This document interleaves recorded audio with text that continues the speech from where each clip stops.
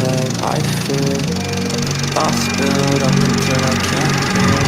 That my mind fills up into a creature, and it haunts me somewhere much deeper.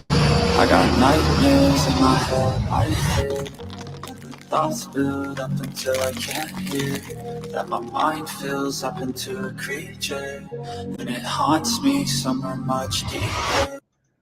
Hey everyone, welcome to day 25 of the TROCONIS trial, and it looks like the prosecution are resting today, and that's after they call the final witness. Good to see you all here.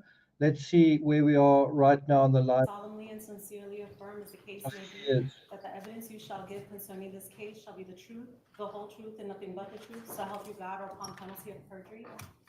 I solemnly swear to tell the truth, the whole truth, and nothing but the truth. This is so help me God. Thank you. If you could state your name and then spell it for the record. Gloria Farber. Shame, that's Jennifer's mother. Pardon? You could spell your name. Gloria. F. Frank. Arber. Thank you. Ms. Farber, you may be seated.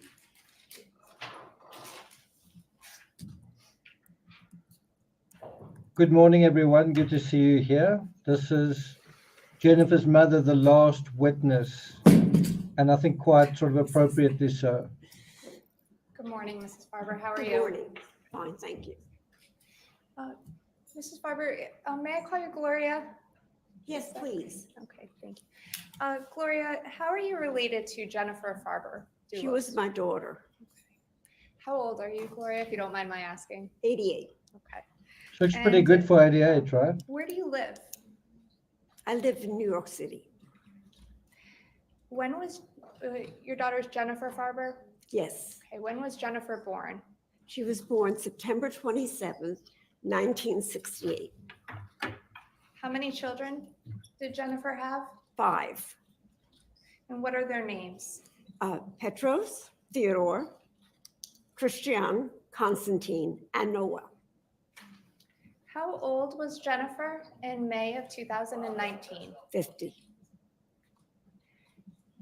Now, in the time before May 24th, 2019, did you see your daughter often? Yes. Did you speak to her often? Yes. Did you see your grandchildren often? Yes. Now, on May 24th of 2019, did you have plans to see Jennifer? Yes, I did. What were those plans? Well, she was going to meet us at my apartment Is that in the city? in the city, in New York City. And were the children coming as well? Yes, they were. And did the children show up at your apartment that day? Yes, they did.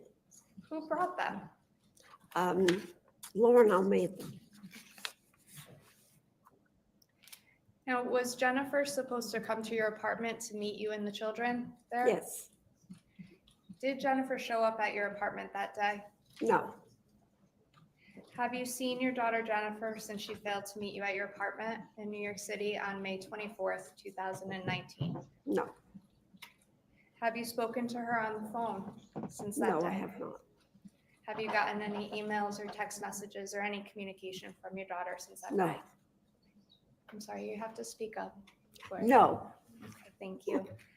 And Jennifer's 5 children, when was the oldest one born? April 20th, 2006. So By the- 4 minutes, because they're twins. So Oh. the oldest one is Petros. So there was 4 minutes apart So- between Petros and Theodore. So the oldest by 4 minutes. Yes. Okay. In 2006? Yes. Between 2006 and 2019, did Jennifer ever miss one of her children's birthdays? Never. And the children celebrate their name days, right, under the Greek culture? Yes, they did. Did Jennifer ever miss a name day between 2006 and 2019? Yes. Was she always there for them? Pardon? Was Jennifer always there for them? Yes, she was always there. And as of now, 2024, do you have custody of the 5 children? I do. And since May 24th, 2019, have any of the children ever seen or spoken to their mother? No. I have nothing further. Thank you. You're welcome. Well, that was really short. I thought that they might deal with her relationship with Fotis, possibly a relationship with Michelle. What did, I suppose it's hearsay, but what did Jennifer tell her about Michelle? What did Jennifer tell her about her marriage, her divorce, etc.? Bear in mind it was Gloria who applied for her daughter to be declared deceased.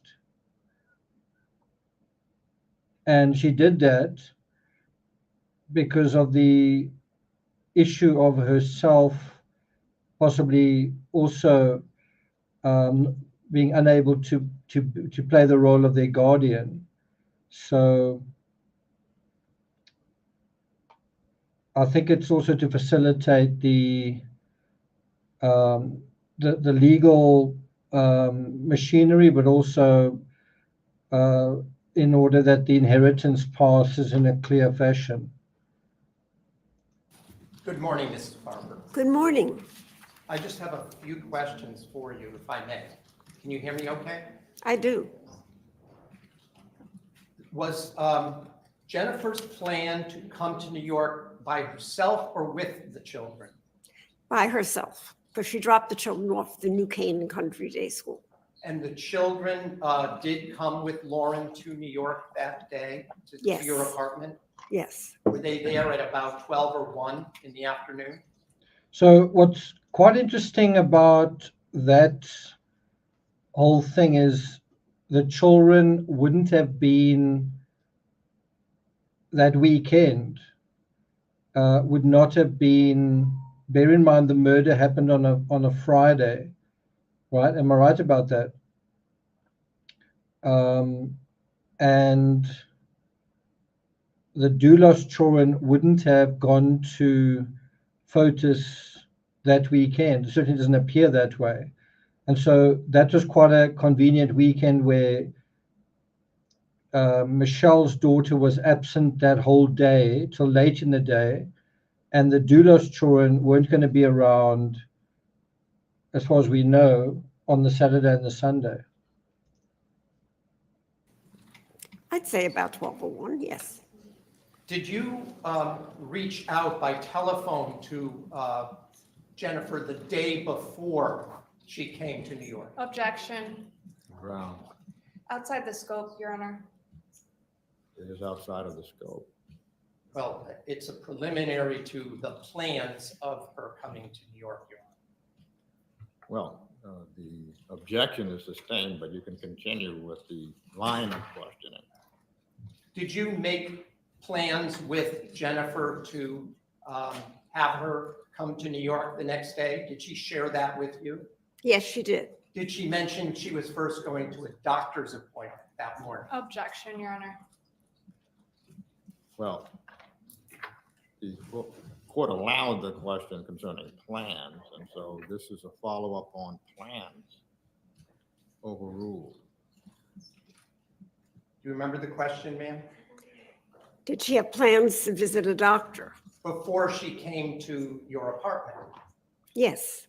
Do you remember if it was a Dr. Geronimus that she was going to see that morning? Yes. And did you, as part of your making plans with her, did you try to call her the day before to confirm those plans in the afternoon? Objection, Your Honor. Well,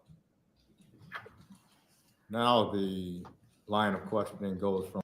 So before they sort of deal with that, I've got to say, I would, as a prosecutor, I think I would have spent far more time with Jennifer's mother, because certainly you can imagine the jury possibly sympathizing with her the same way that we are, but also talking about her concerns, her own concerns for her daughter's safety? What were her own interactions with FOTUS doulas? What was the financial situation between herself and FOTUS? So I just find it quite strange to interview her in such a limited way. Maybe that's at her request. It just seems a bit strange, doesn't it? From what was the plan to, did you try to confirm the plans? And so the court is going to sustain the objection.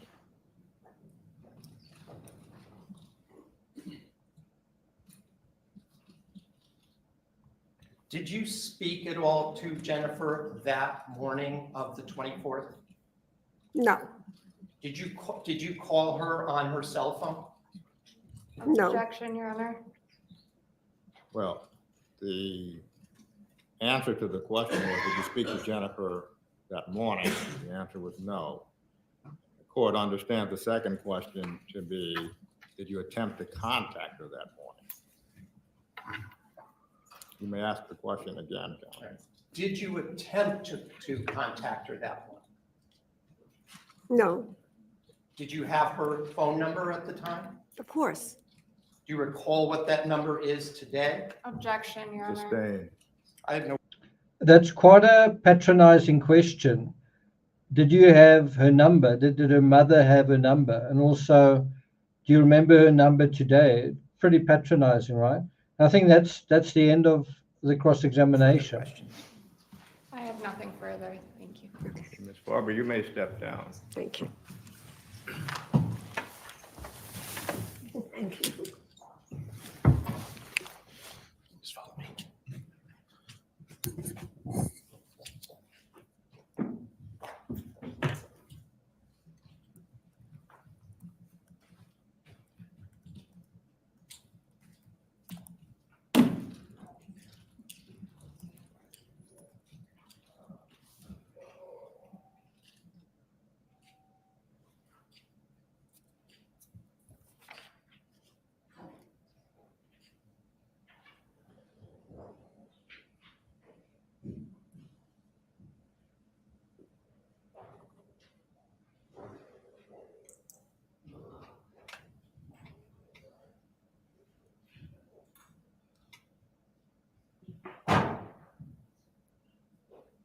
The state rests, Your Honor. So ladies and gentlemen, what that means is the state at this time rests its case. The state, if the defense puts on witnesses, the state has an opportunity, if it so chooses, to present rebuttal witnesses. But as of right now, the state rests its case. The court has to take up at this point legal arguments. And if the defense has witnesses ready to be called after those legal arguments, we will resume the session. So please do not discuss the case. And we probably are going to be in a much longer recess than normal. Are there defense witnesses ready for today, Attorney Shawnon? Yes, Your Honor. Are they ready this morning? We were informed that they would arrive by 11. We didn't know how long the state's case would take. Thank you. So we'll stand in our recess, ladies and gentlemen, until 11 o'clock.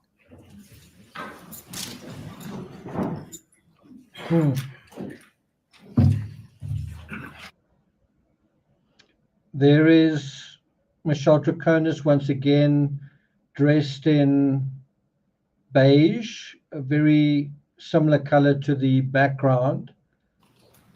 Defense has an opportunity to argue its motion for judgment of acquittal. That motion was filed yesterday, February 20th. Yes, and I'll note that originally we thought the state would complete yesterday. So even though it's dated yesterday, it's to take effect at this point now that the state is rested. Thank you. I move for the court to grant the judgment of acquittal on each of the present charges each count separately, and I will just go through each of them. The state has presented, and again, the standard for a motion for judgment of acquittal, is there any evidence that the jury could find beyond a reasonable doubt that the state has met its burden on each and every element of the offense charged. Let me just begin where I will concede that there is sufficient evidence of certain elements that would have to be resolved by the jury. So, for example, I believe the state has been able to show that a jury could find that Jennifer Doulos is deceased. We would also concede for purposes of this motion, that the death of Miss Farber Doulos was either induced by or caused by Fotis Doulos, either directly or indirectly. Well, that's certainly not rocket science. So, yeah, we are going to be listening to his argument for an acquittal. Not sure if it's going to be worth it, but I guess I really didn't expect Jennifer's mother to testify for less than about 10 minutes, just about 10 minutes in total. I definitely wouldn't have done it that way. It feels like the prosecution ended on a whimper, to be honest. Of course, there's star witness Kent Mawhinney. Well, a potential star witness didn't make himself available. So, if he had, I suppose that could have strengthened their case.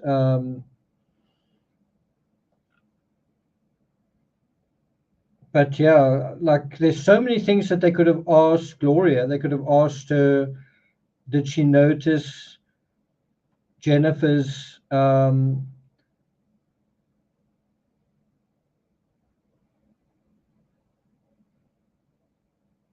what's the word? Her attitude, her I don't want to say demeanor, such a clinical word. Did she notice that her daughter was anxious, struggling, worried, all those things? What about texts that Fotis may have sent her? What about texts Fotis may have sent her husband? What about the entire financial narrative? How much money did they give Fotis? Where is all of that? So I must say it's definitely seems like a opportunity missed, doesn't it? There's the cell phone narrative, there's the financial narrative, there's the emotional narrative. What about the dynamics? What impact did all of this have on the children? I suppose you could argue that all of that kind of testimony belongs in a sentencing hearing. Making those sort of sentimental statements in, I guess, aggravation that the children have lost their mother and father. And so, someone has conspired to murder someone's mother and their 5 children. Well, thanks to your conspiring, that they've also lost their father. You could have talked this person out of, this is assuming she's found guilty, you could have talked this person out of committing a crime, right? I was thinking today, I've quoted fairly recently, some of you will know what I'm talking about. There's a saying, a vital life vitalizes, but the opposite is also true. A dysfunctional life defunctionalizes. Someone who's dysfunctional or dishonest or all of those things, that infests other people around them. And so I think Fotis's attitude, that entitlement, that greed, that selfishness, that narcissism, how many people did he infect with that? How many lives did he destroy with that attitude. Anyway, let's listen further here. What I submit that the state has failed to establish is whether that death was caused by the specific, under the common law, we call malice That's right. aforethought, which means intentional killing of another individual. Now, if you think about what Angela said there, Angela, I must say you look very masculine, but if you think about at the end of the trial, that they're still trying to impress upon the jury that Jennifer's dead. That is what makes this trial unusually subtle. Can you imagine if there was a trial for Suzanne Morphew, but they hadn't found her remains? You'd have the same thing. This constant second guessing. Isn't she still alive? Isn't she still out there? Has she done this before? Kind of thing.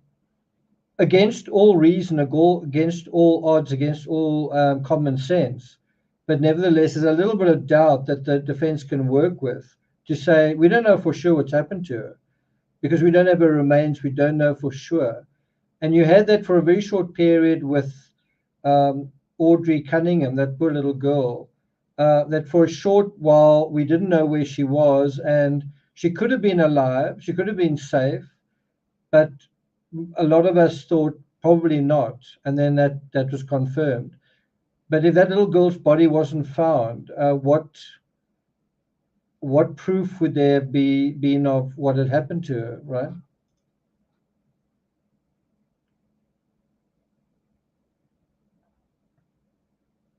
Under the statute providing for the elements of murder.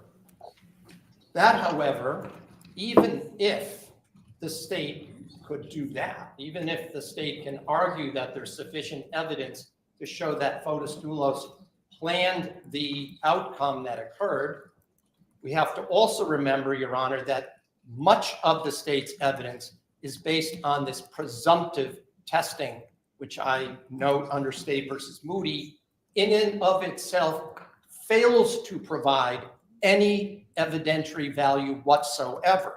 So even though the jury and the court hasn't yet fully instructed the jury, the court made some comment to the jury about what it's allowed for. But luminol and Castle-Meyer are not evidence of blood. So the fact that there's been a lot of testimony about that, it's in the interrogation videos, it was the subject of many witnesses' testimony. Do you agree with that luminol and these kind of tests aren't testing for blood? Do you agree with that? And one's got to see it in the context, and I'm sorry if I sound stupid, but in a scenario where a crime scene has been cleaned up, where there were mops and there were plastic bags and there were 10 paper towels, and the blood that you see is all like diluted, it's all like a slight pink stain, it's all post cleanup. Really, are you expecting to find a bloodbath when someone has spent 2 hours cleaning a crime scene? I just think it's really stupid. Like to say, so here is someone, they go into the house, they commit a murder, they spend 2 hours cleaning it up.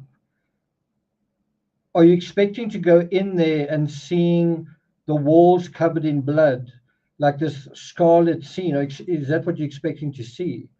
In a scenario where there are so many garbage bags, so much of this taking place, so much care in setting up alibi scripts, so much effort putting into cleaning vehicles and playing a kind of a musical chairs of vehicles. Are you telling me you're expecting to step into the crime scene and be ankle deep in blood?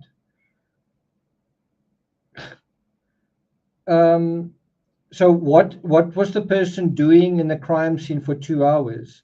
Did they go into the lounge and turn on the television and binge watch something? Obviously, they spent all of that time cleaning everything that they could find. So you would expect difficulty with all of the evidence that you've got. And Fotis was quite a fastidious fellow, right? It's just to me just crazy. This kind of thinking of this person has disappeared, and there's not really a lot of blood that you can absolutely prove. So that means she is still alive. Really, the cleanup shows guilty knowledge as well.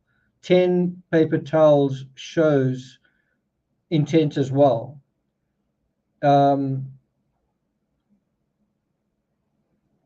The effort to go to Hartford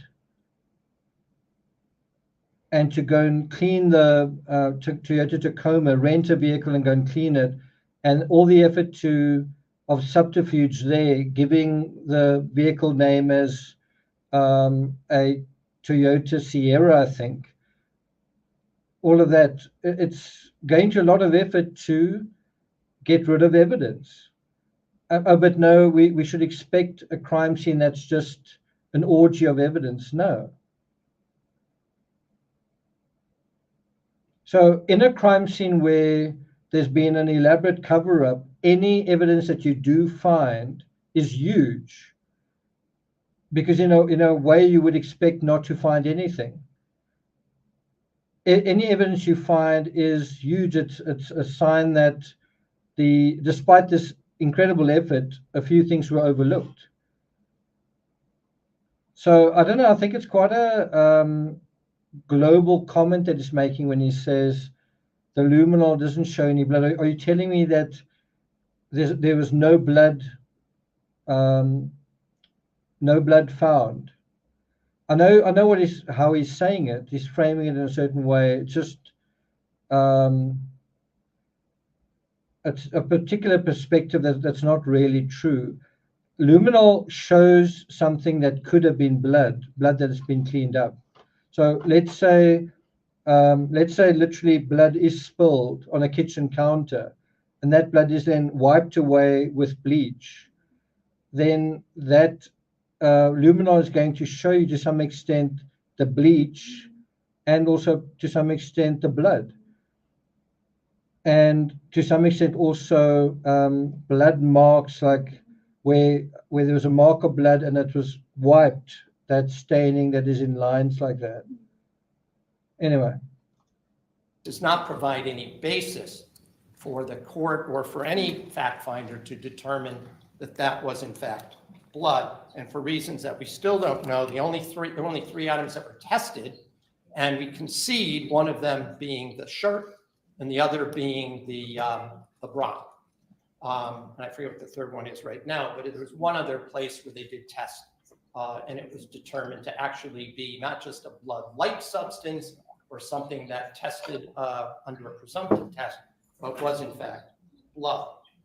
The problem with the state's theory of this case, and as it was presented, is that the state spent a month or more trying to prove that Fotis Doulos killed his wife. None of that, however, none of that evidence pointed to Ms. TROCONIS as being a party to that plan, that design, or the acts involving the death itself, or the. So what feels a bit like a legal ruse that Schoenhorn's playing at is, oh, so if Michelle TROCONIS didn't participate directly in the murder, then she's innocent. You know, if she didn't go along with him, hold his hand, also ride her bicycle to the scene and plunge a whatever into the victim, then that means she is innocent. That's not the definition of a conspiracy to commit murder. A conspiracy to commit murder, let's have a look at it.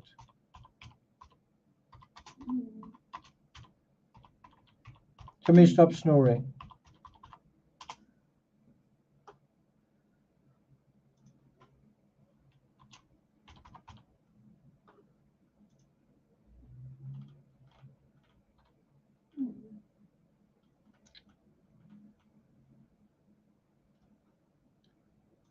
So here's one definition. If you agree with one or more other people to intentionally, let's just open this up. If you agree with one or more other people to intentionally and unlawfully kill someone, and at least one of the persons involved commits some act to further the agreement. So it goes on here to say, to an agreement, it does not have to be clearly articulated or complete in details. It can even be inferred from conduct. So it says here, with regards to an act that furthers an agreement, examples include buying the murder weapon, renting a getaway car, arranging for the alleged victim to be in a certain location. And so let's have a look at this. The criminal laws of most states say that you commit conspiracy to commit murder if you agree with one or more people to intentionally and unlawfully kill someone. Many states say that you are not guilty unless one of the co-conspirators takes some overt act in furtherance of the conspiracy or in furtherance of the agreement. As far as I know, in Connecticut, it doesn't have to be actually participating in it. So let's just look at this. Is an explicit agreement necessary? And so there it is, inferred from conduct. In most states, no. You don't have to have this explicit agreement. And maybe, I don't know whether the state have made this explicit to the jury, how the law works, how you need to think about, because think about it, conspiracy to commit murder is different to committing murder, like directly and first hand. So you need some kind of explicit agreement, some kind of thing in writing. No, an agreement can be clearly stated, but in the case of conspiracy, the agreement can be inferred from your conduct. And so where Michelle TROCONIS goes on the day of the murder with Fotis in his Ford Raptor while he's disposing of evidence, that's her conduct. We can make certain inferences from that. When she participates in his alibi, that's her conduct. When she writes a alibi script, not even on her own, he writes one and she writes one, that's something else once again. When she has the keys to the Toyota Tacoma, the vehicle that transported Jennifer's remains, that's also her conduct. When she's traveling to and fro many times from the one property to the other on the day of the murder with the murderer, in concert with the murderer, and she admits that she's cleaning things, that's another inference.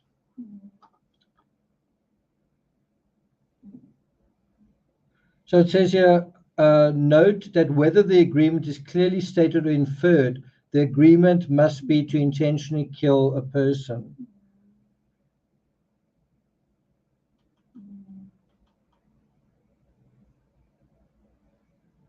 So what's quite interesting is, does a murder actually have to take place for there to be conspiracy? The answer is no. An actual murder usually does not have to occur for you to be guilty of conspiracy to commit murder. It is the agreement to kill, right? And I think in Michelle TROCONIS's case, it is this idea of the intention shared between more than one person to kill someone and cover it up. That is what you're talking about. So what is the federal law for conspiracy to commit murder? Two or more persons conspire, and one or more of such persons do any overt act to the effect and the object of the conspiracy. So, Schuenhorn basically saying, if Michelle TROCONIS didn't murder Jennifer Dulos, then it's irrelevant. It's not irrelevant. It's totally irrelevant that if Jennifer was murdered and if Fotis murdered Jennifer, and if Michelle was in a very close relationship with him, cooperating with him, doing things with him that he asked her to do, things that she did to assist him, then we are talking about a conspiracy. The question is, did she have knowledge of what was going on? And I don't know, isn't it quite hard to say no, that she was completely ignorant? So I do think the state will need to perhaps educate the jury on what conspiracy to commit murder actually is.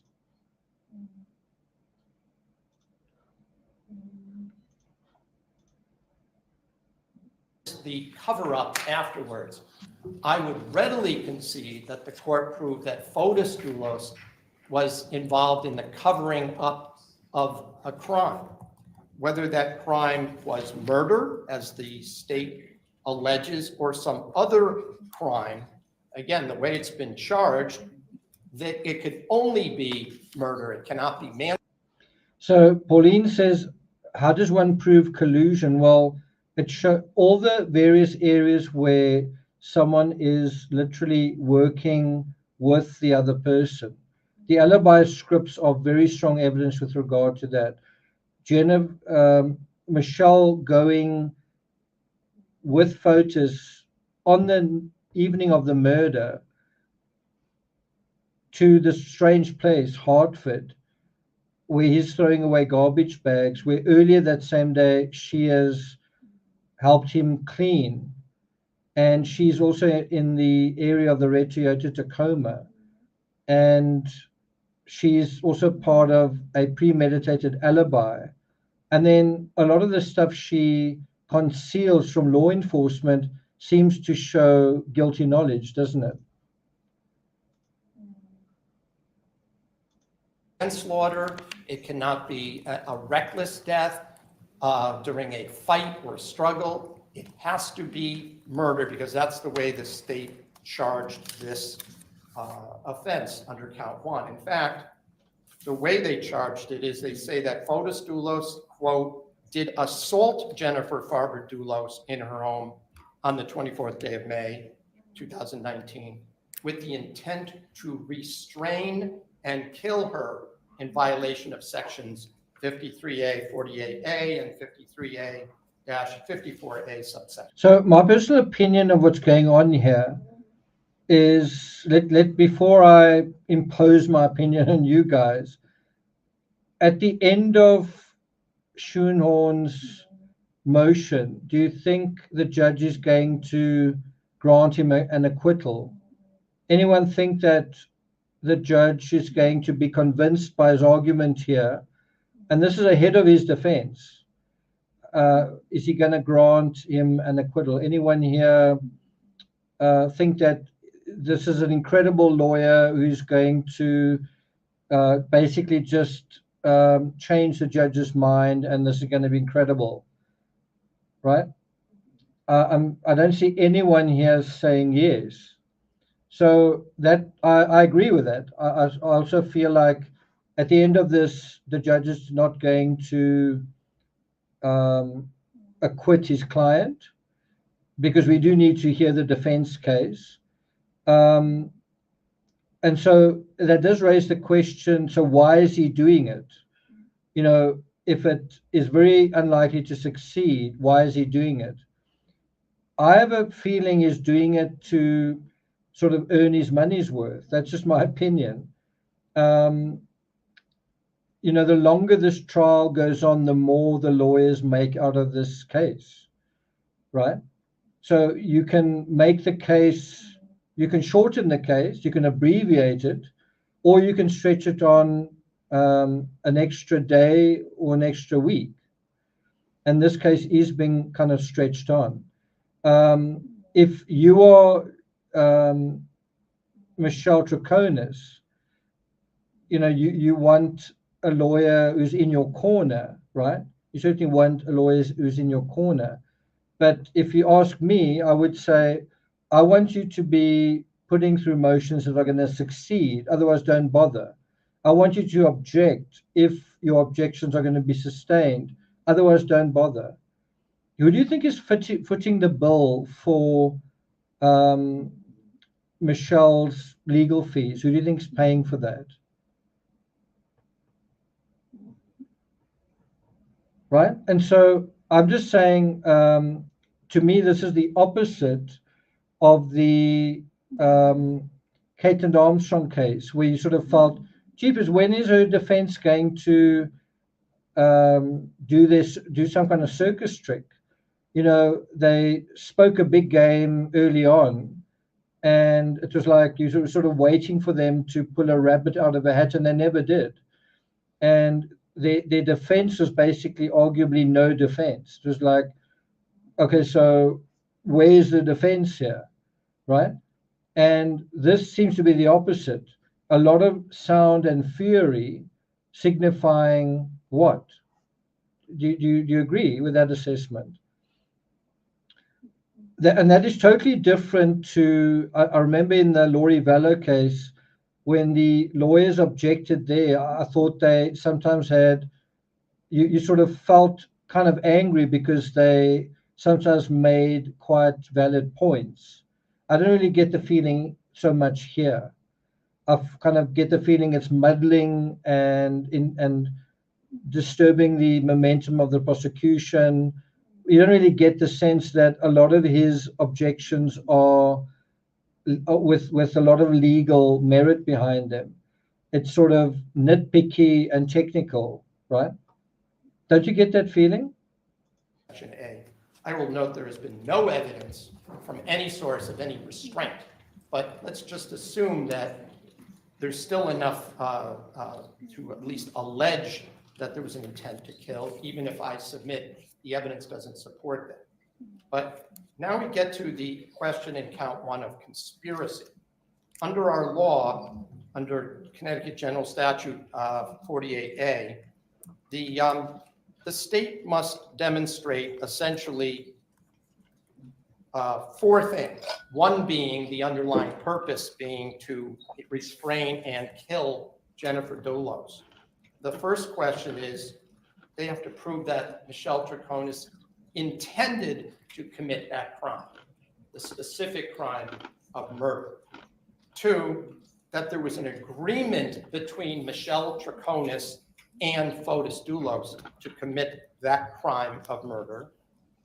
Now, one of the things I've speculated on is, could some of the, I don't think, if this was conspiracy to commit murder, I mean, it's still a case of innocent until proven guilty. We've still got to be careful about that. But if Michelle did conspire, when did she conspire? And I think there are 2 answers to that. One answer is the night before. You would imagine, you know, it's almost like a sports event. You've got to be there on time. You've got to be prepared. You've got to take certain things along with you. And you also need a support team, right? And I'm sorry if that sounds insensitive, but in a case where there's conspiracy to commit a crime, there are other people that are watching your back, kind of, you know, in a sense. So I would imagine the night before there would be certain pertinent plans in place, like, well, I need someone to call my phone. I'm going to give you my phone. Someone's going to call my phone, preferably someone from Greece, so that law enforcement can't get to that person. You know, we can't really have someone calling from here who can say, when the police speak to him, oh, you know, I had this weird conversation and he said, can you call me at this time? Someone in Greece, they speak a different language and they're far away, and it would be difficult to find that person in order to do that, right? You know what I'm saying? And let's do this and let's do that. But then there'd also be the longer term planning where at some point somebody says, I'm done with this. I've had enough of this custody bullshit. I've had enough of, and Michelle might say, I'm not going to move out of this house again. I've also had enough. And somewhere along the line, the consensus, develops. And you can imagine if Michelle says something in front of a lot of people, like, because there's this feeling of unhappiness that Jennifer's not allowing the kids to say goodbye to a beloved pet, that Jennifer doesn't really want the kids to attend Greek Easter, whatever it is, then there's kind of a shared sense of bitterness and anger. And then in that consensus, if you say something like that BITCH should be buried next to this dog, and there might be murmurs of agreement, it's from that sort of fabric, that sort of overt expressions of animus, that a premeditated conspiracy could kind of take place. And I'm not surprised that there's this long 2-year battle and the torture and the stress that involves. If Michelle didn't live with Fotis, then you can imagine things being totally different, but she did. Not only did she live with him, she worked for him, and her daughter lived with him as well, right? And in that context, you can imagine there being a lot of opportunity for this period of this criminal psychology starting to crystallize. If only this person wasn't ruining our fairy tale, if only this person would stop, if only we could get rid of this person, if only this person wasn't there, etc., etc. And then at some point that thinking transitions to what if she wasn't? What if we could make her disappear?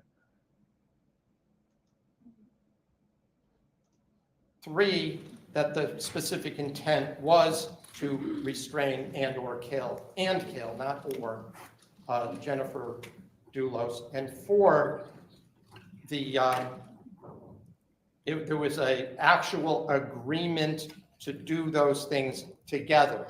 Now, the state has alleged that the defendant agreed with other persons, quote unquote. So if you have alibi scripts, is that not an agreement of the sort, consensus of the sort, something written down showing an intention to deceive around a specific mutual object, a mutual intention? To engage in these crimes. The state was not required to actually place in their information who those other people were. We've heard the names of possible other individuals. There was Kent Mawini, there was Andreas Tutsiardis, there was even Pavel Gumieni, as people that may have committed acts that might be considered certainly suspicious, but the state made no effort to demonstrate that Michelle TROCONIS agreed with any of them to commit an offense. I now want to just talk about... So I don't quite get his argument there, but I don't know whether he's saying this person and that person acted in a suspicious way, but not my client. To me, it's a little bit different.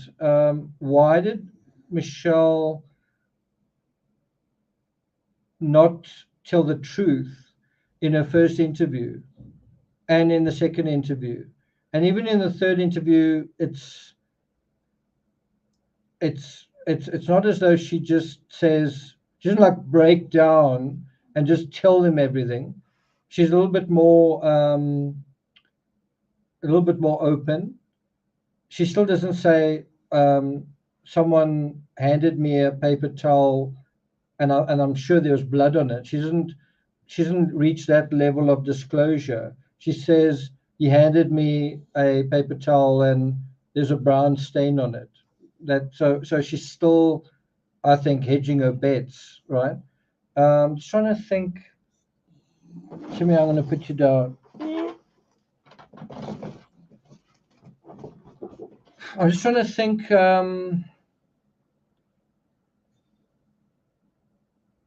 So one of the things she said during the third interview, and I think that's the title of yesterday's video, is that they asked her, why didn't you tell us about that, and that? And she said, well, you never asked.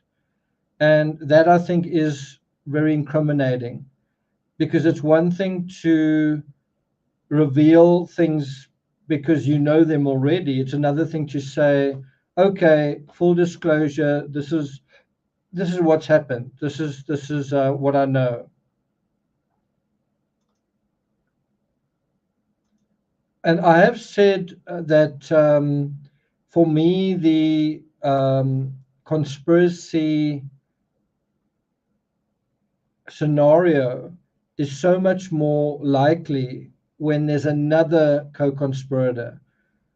If it's just two people, then you could say, so for example, Chris Watts and Nicole Kessinger.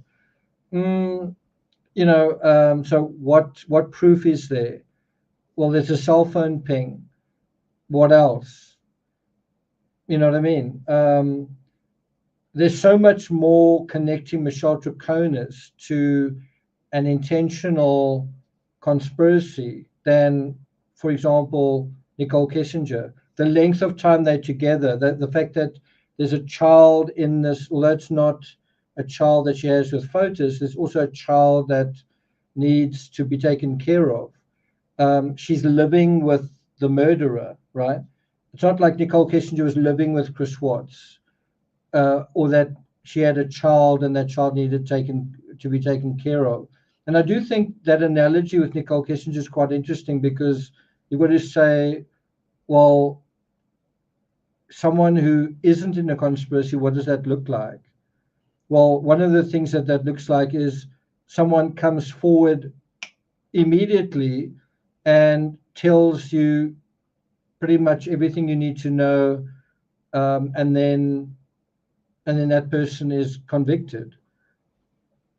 That's not what Michelle TROCONIS did.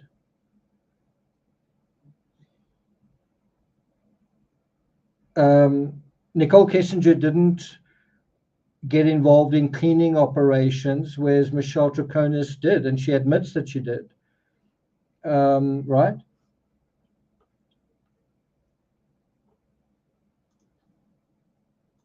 About the count, basically, I'm going to not repeat what I'm saying about the crime of conspiracy, other than conspiracy is a specific intent crime. Not only do you have to prove the underlying elements that the defendant was involved in, but that she had a specific intent to agree to commit those offenses in advance. And if one looks at and I'll start with count two.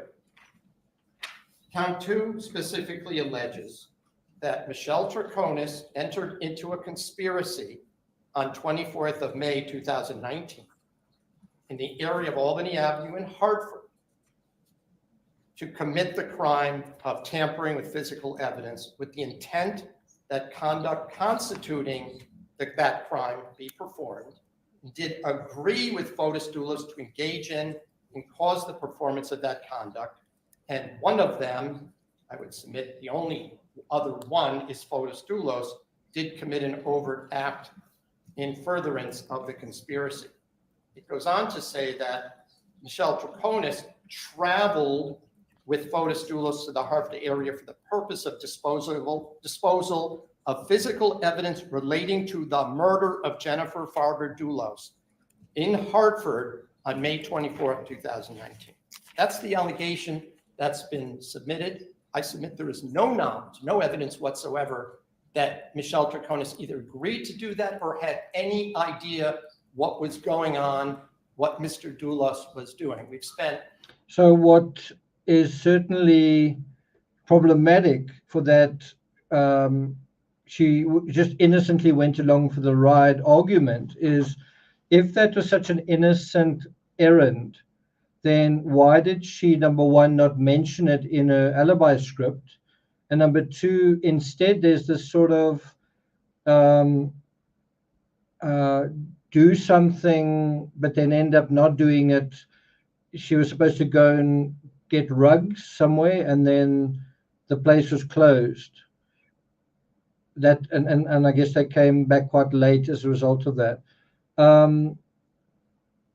I've seen this so often in true crime, is a suspect tells a story that basically doesn't make any sense. So it's something like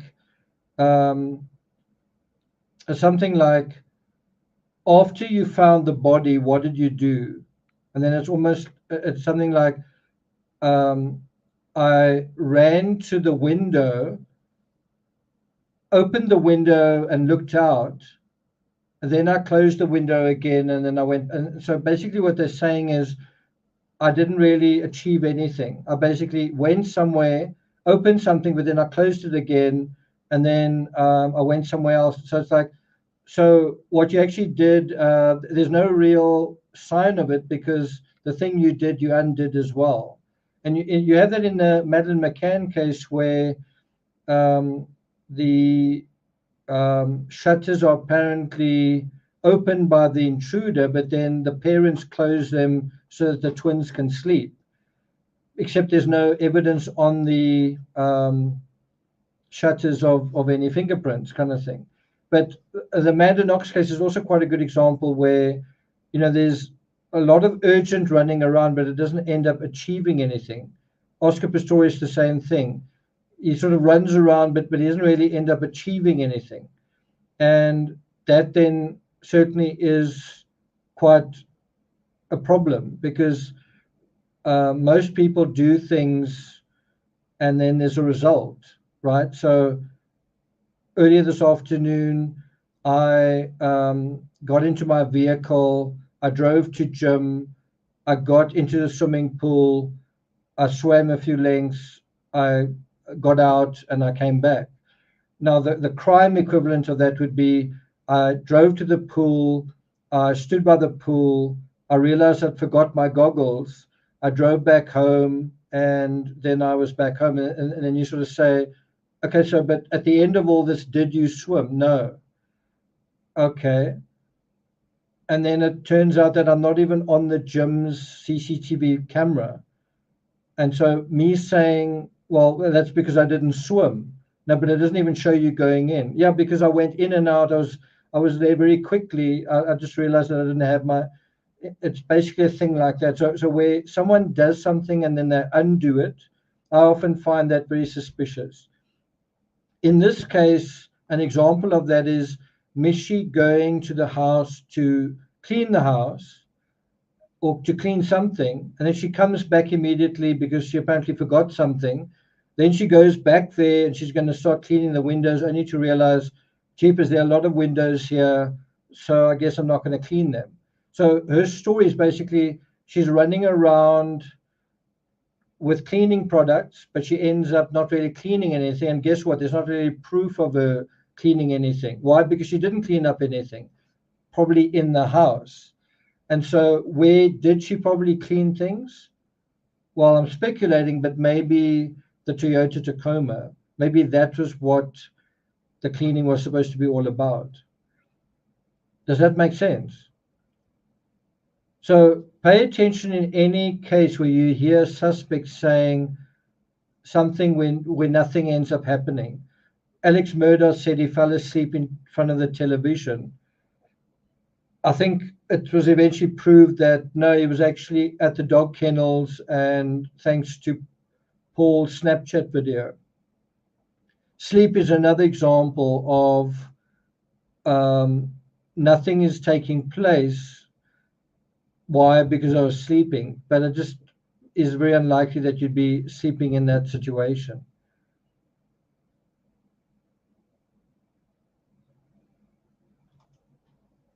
I don't know how many hours of interrogation video. She never, so we start with the fact she said absolutely nothing that would constitute admission to any knowledge of that. To the contrary, she repeatedly, over the course of months, denied any knowledge as to what Doulos was up to. So what is the evidence with regard to that? We do know, let's work backwards. The police did not come to the home of Doulos and Mr. TROCONIS until approximately 8:30 the night of May 24th, 2019. The testimony is they came to the house and told Mr. Doulos, and my client heard part of this, that Jennifer Doulos was missing. This, of course, is after they were in Hartford on Albany Avenue. So I always think part of the best way to, if I was a lawyer, I'd be a prosecutor. So part of the best way to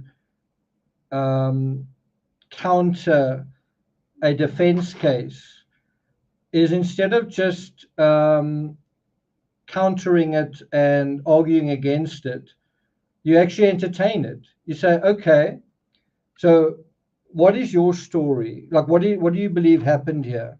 And so they might say one of two things: that Jennifer was just tired of her life in New Canaan and ran away to live a life somewhere else, abandoned her children, abandoned her mother, and basically pulled a Suzanne Morphew, which is what they said about Suzanne Morphew. That's the one absurd defense, number one. The other one might be somebody else may have committed the crime, okay? And then you say, I'm a little bit confused here. Was there or wasn't there a 2-year divorce custody battle, the likes of which Connecticut has probably never seen before? Was that happening, yes or no? And then the answer, so no, you might say, no. Anyway, the answer is no. Sorry, the answer is yes, that was happening. Was there or wasn't there such an acrimonious divorce and custody thing taking place that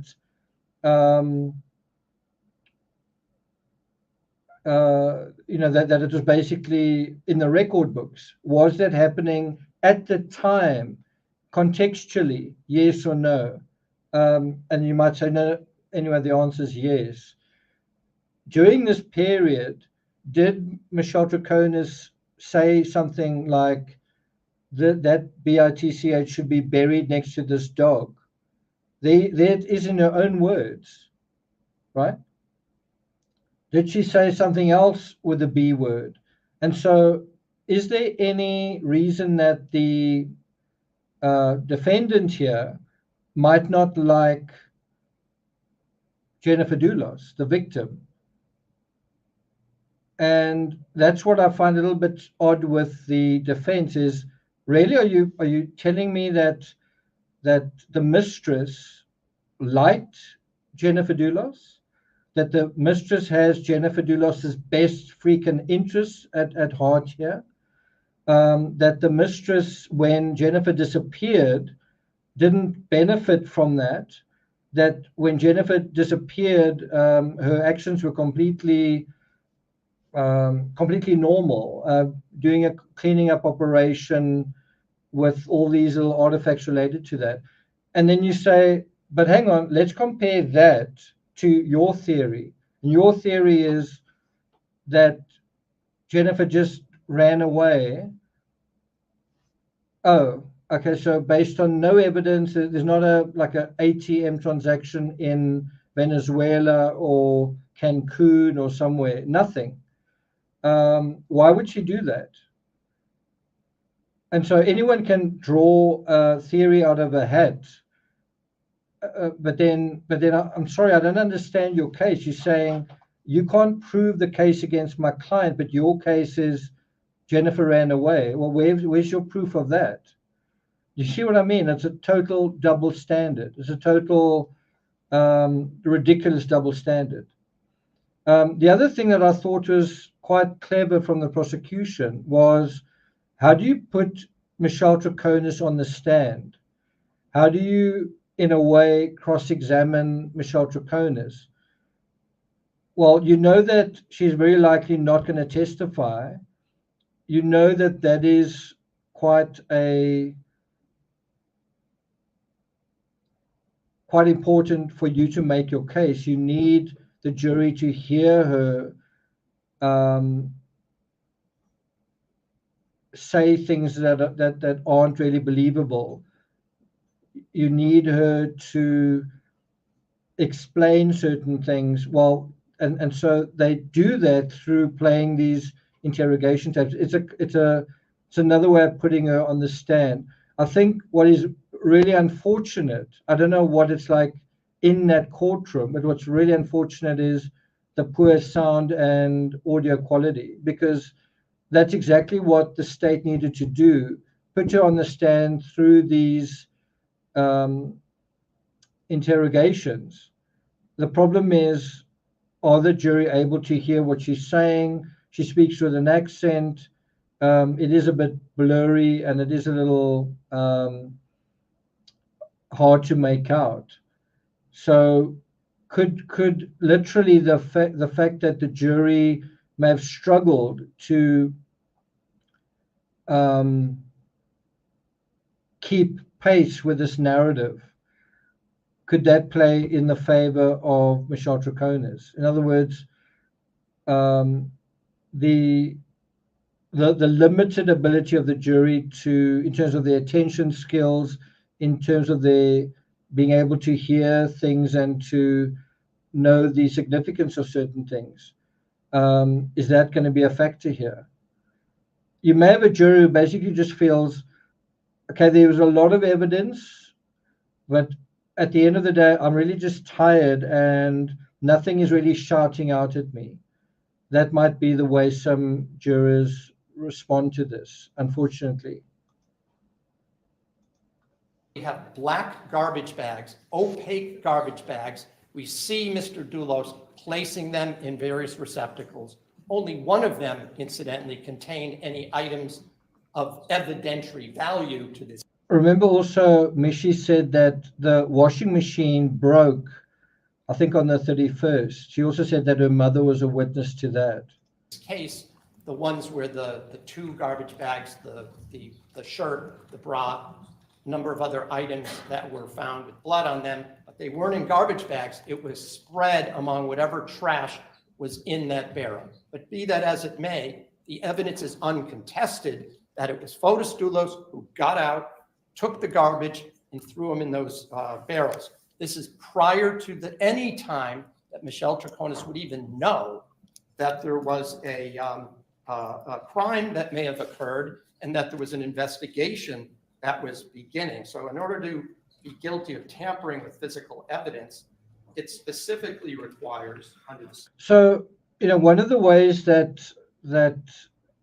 you want to show that she should have known that a crime had happened is, I think you need to show a series of activities. So what is a typical work week like for Michelle TROCONIS and also for Fotis Doulos? Did they typically get up at a certain time? Remember, Michelle's got a daughter, so you would imagine that it would be typical. I'm sure, Stephanie, you know what I'm talking about. When you've got children, their schedules tend to impose a kind of a regiment on your own life. So there's a bedtime, there's a dinner time, there's a breakfast time, there's a lunch time, there's a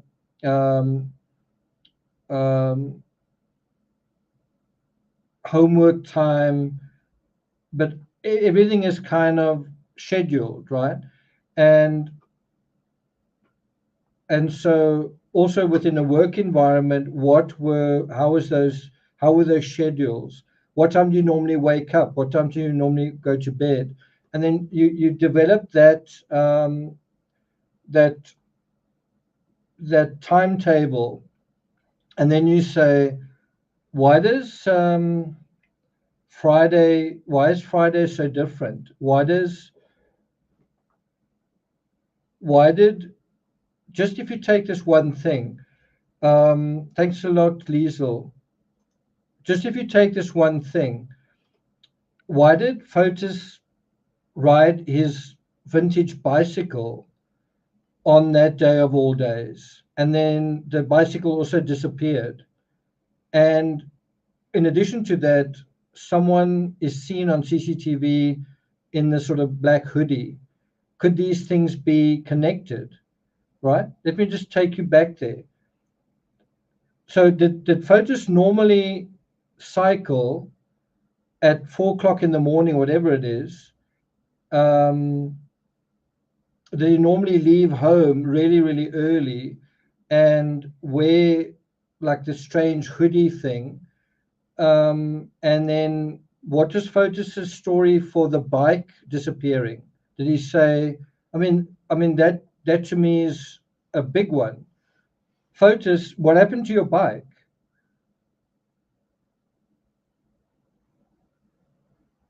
That's it. Fotis, what happened to your bicycle? On the same day that Jennifer disappears, your bicycle disappeared. So what happened to your bicycle? Oh, what is the story?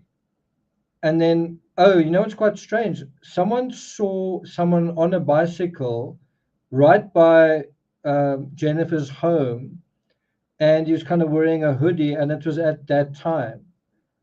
Bicycle, right?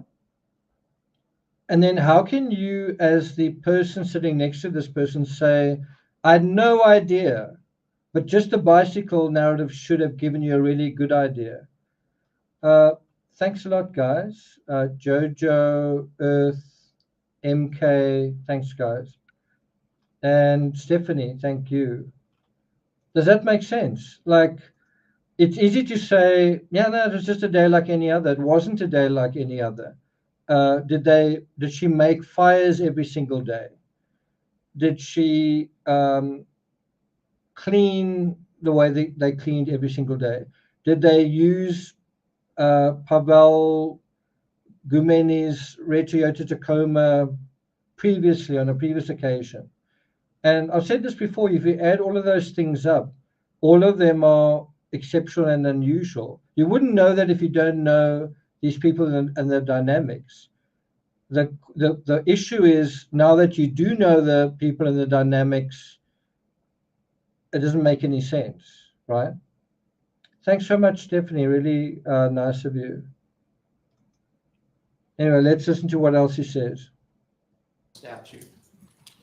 Under 53A-155, that the defendant would have to believe that a criminal investigation conducted by law enforcement or is pending or about to be instituted. And it claims that she either destroyed, concealed, or removed anything for the purpose of impairing its ability to be used in the criminal investigation. Again, the only evidence is that she only even learned that there was an investigation afterwards at 8:30 at night, after they had been to Albany Avenue, after they'd been to Starbucks, and then they went home. So I submit that there is zero evidence in the record to allow any reasonable trier of fact, to conclude that she engaged in that conduct or agreed in advance to that conduct, either substantively or in a conspiracy to commit that crime, in the absence of any evidence that she knew there was a criminal investigation. I do think something that I would have liked to have seen in this trial, maybe I missed it. I don't know whether you guys might say they did talk about it, but I would have liked to have seen the financial narrative sketched a lot more clearly. When I'm talking about transactions that occurred after Jennifer's death, I'd be very interested in in that. There's certainly a big, that's a big chunk of the Morphew case, the financial narrative, and the Chris Watts case. So I don't know, I know they covered certain aspects, how much money he loaned and that sort of thing. But also what you want to look at is at that line after Jennifer's death, what kind of unusual transactions took place? Thanks a lot, Hazel Eyes. Thank you.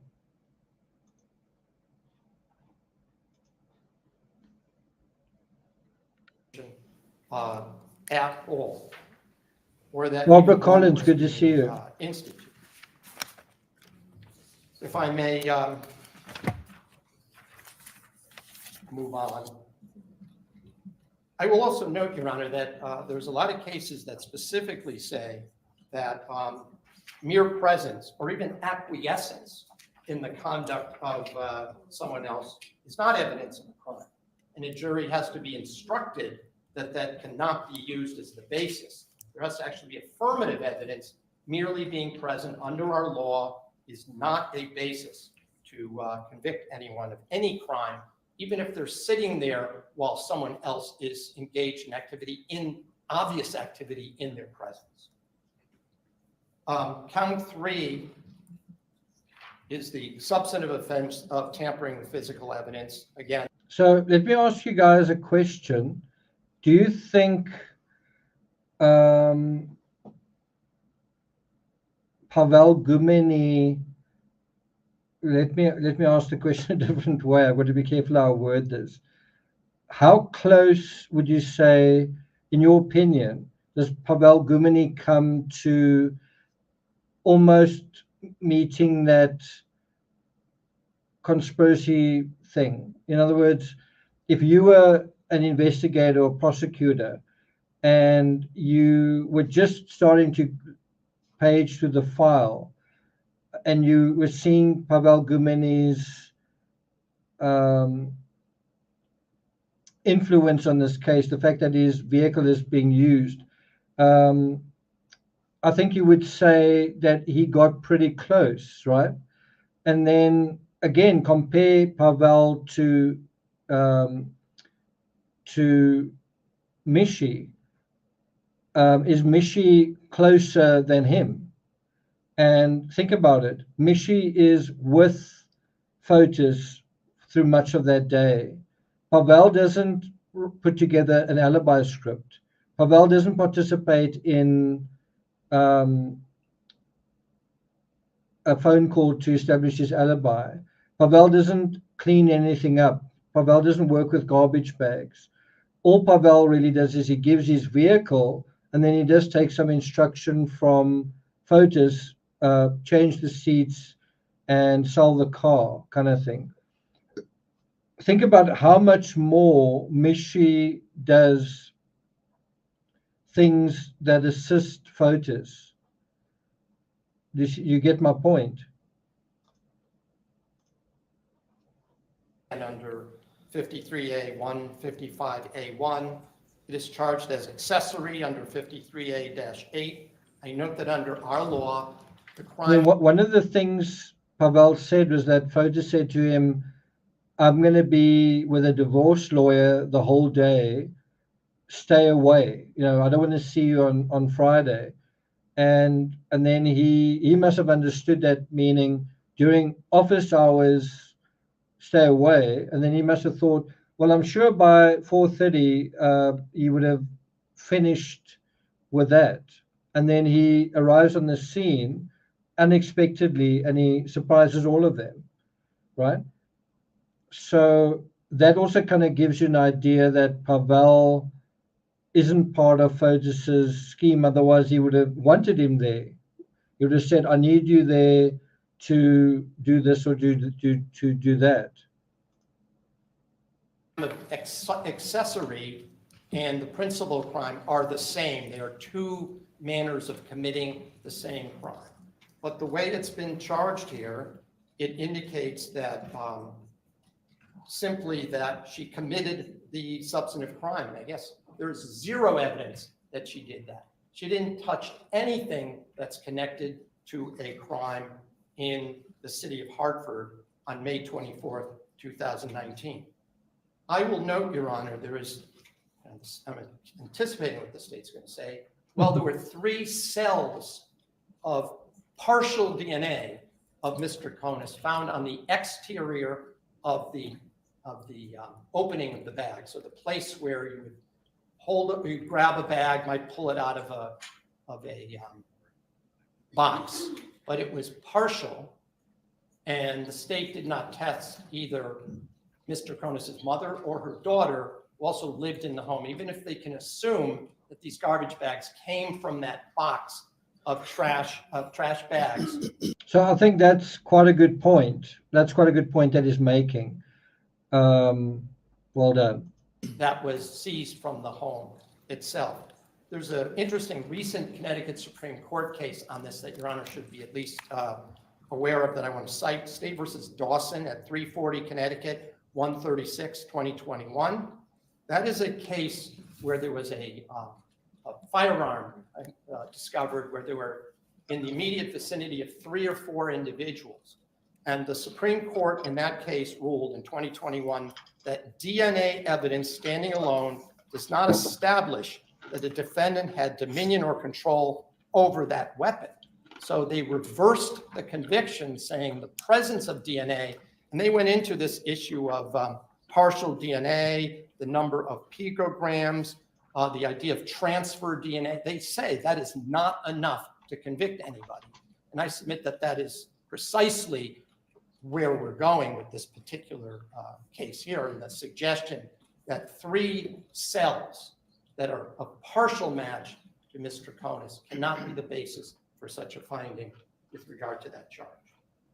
Now let's move then to counts 4, 5, and 6, which all relate to the Russell Speeder car wash in. Hold on a second. Let's just get some clarity on the evidence. So we've got plenty of evidence of Jennifer Doulos, blood-like stain, DNA match. So if it's not a blood-like stain, it's still Jennifer's evidence of Jennifer Doulos in a garbage bag. So, you know, you can crow until the cows come home. We don't know if it's blood, blah, blah, blah, blah, blah. Well, it's something that used to be Jennifer in a garbage bag that is being driven in a truck with POTUS and Michelle in the same truck quite late on a Friday night. Seems a bit odd. And so it goes on. Sponge, DNA match, Jennifer Doulos, garbage bag. Mop handle, DNA match, Jennifer Doulos, garbage bag. Black garden glove, DNA match, POTUS Doulos, interior, garbage bag. Black husky gloves, DNA match, Jennifer Doulos, garbage bag. Vineyard vine striped T-shirt, DNA match, Jennifer Doulos. And we saw that shirt. It's not like a little bit of blood. That entire shirt is soaked in blood. The bra as well. And you know, all of us gasped and felt this incredible rush over ourselves when we saw that clothing. We suddenly just saw and felt for poor Jennifer when we saw that, right? But the way that he's talking, it's like, I just don't know about any of this stuff. You know, could she be alive? You know, like, I don't know whether there's any blood. Could she still be alive? Well, look at all of this. Clear poncho, DNA match, Jennifer Doulos, garbage bag. Clear poncho, DNA match, Jennifer Doulos. That's another thing where I think the state could really make an inference. Like, why are there 2 ponchos? And surely it's got to do with the cleaning up operation as well.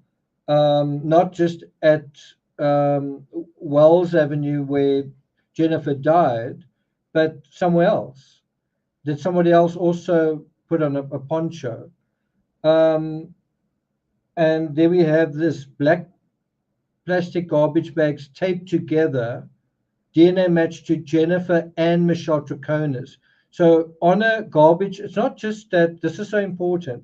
It's not just that, can you guys see that? It's not just that this particular item here.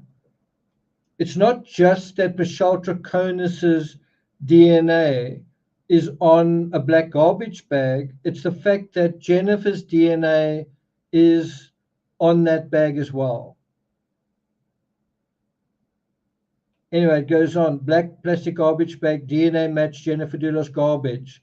Pieces of black bag with duct tape. Right index finger Fotis Doulos garbage.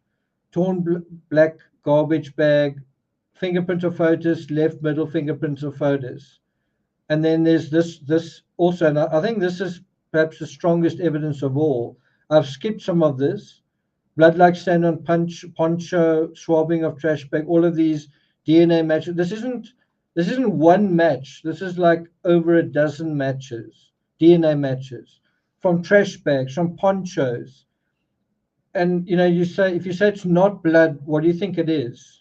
If it's not blood, what is it? Swabbing of sticky side of duct tape, DNA match to Jennifer Doulos. And then here you have it. This is such an important one. Swabbing of bag opening and separate bag portion, 3 matches. Jennifer Doulos, Fotis, and Michelle Troconis. And that's all related to this garbage that was in Albany Avenue. So is the defense attorney kind of glossing over the evidence perhaps a little bit lightly, do you think? In Avon, which is where the state alleges, so we're talking about we're talking about what happened in Mountain Spring Road. That is not the charge. The fact that Mr. Doulos handed Ms. Troconis a paper towel that did not smell like anything that she put in a garbage bag is not what they're charging here. It's according to the way this case was charged. It says that she both tampered with and hindered the prosecution. So I find that fascinating. So like if you say to yourself, this is a case where that happened and that happened and there was vehicles and there were paper towels and then you say, hang on. So did Michelle Troconis say that Fotis handed her a paper towel that had a stain on it? Right? What would you say is the answer to that? If you say, did Michelle Troconis actually say that Fotis handed her a paper towel with a stain on it? What's the answer?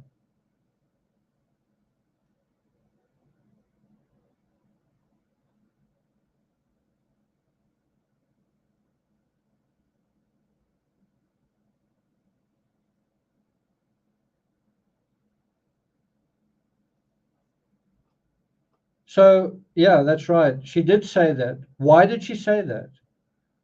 Think about it. Why on earth would you say, I mean, wouldn't it be easier just to not say it? Why on earth would you say, on the day of the murder, Fotis handed me a paper towel? Why would you say that? Why not just not say it?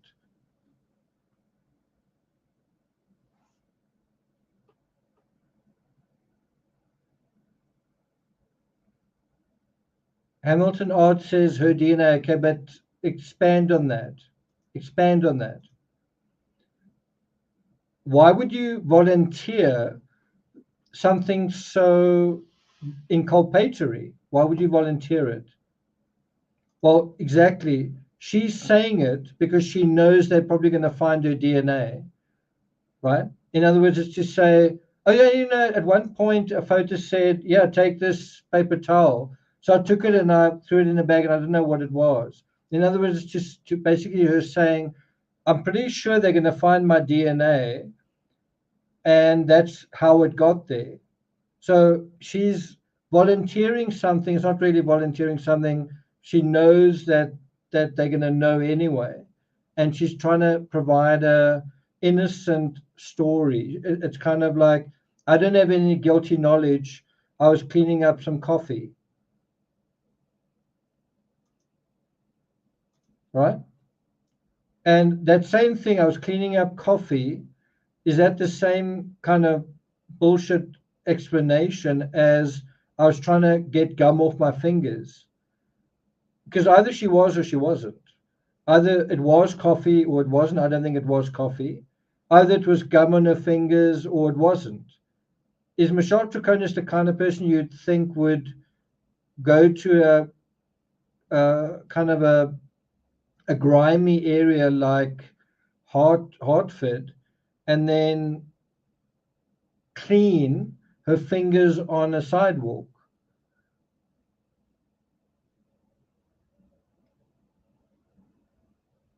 Have you ever cleaned your fingers on the sidewalk? And so if she wasn't doing that, I think you can ask, okay, so what was she doing? And it could be, I think, a couple of things.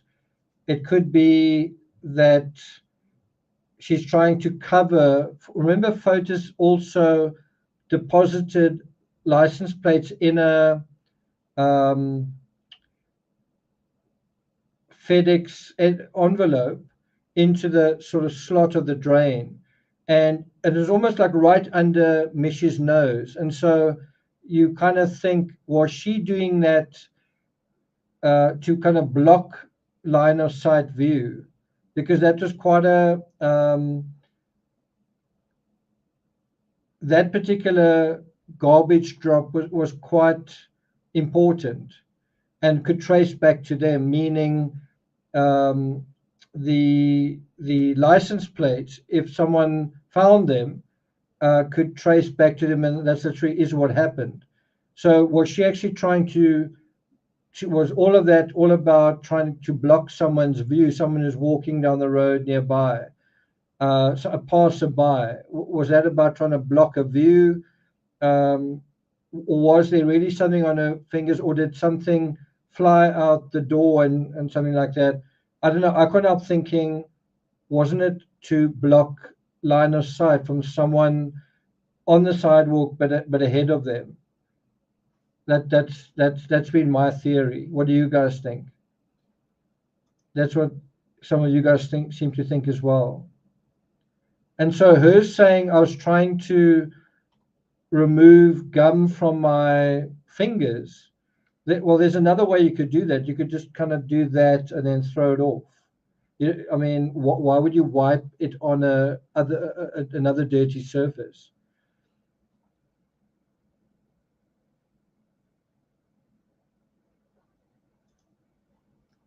Anyway, let's continue. Did agree with FOTUS doulas by transporting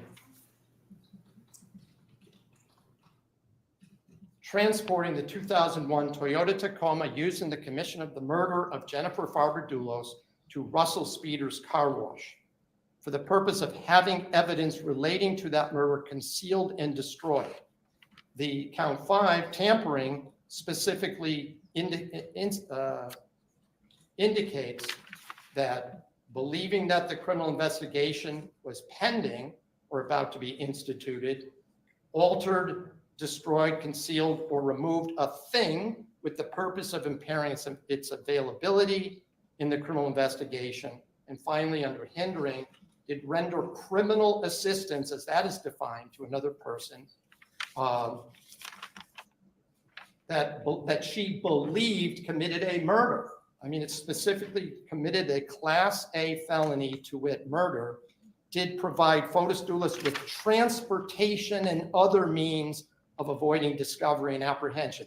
Well, even that is baseless here, Your Honor, because she did not provide transportation to Mr. Dulos to bring the vehicle there. The only testimony is that she followed outside in a separate vehicle, I guess on May 29th,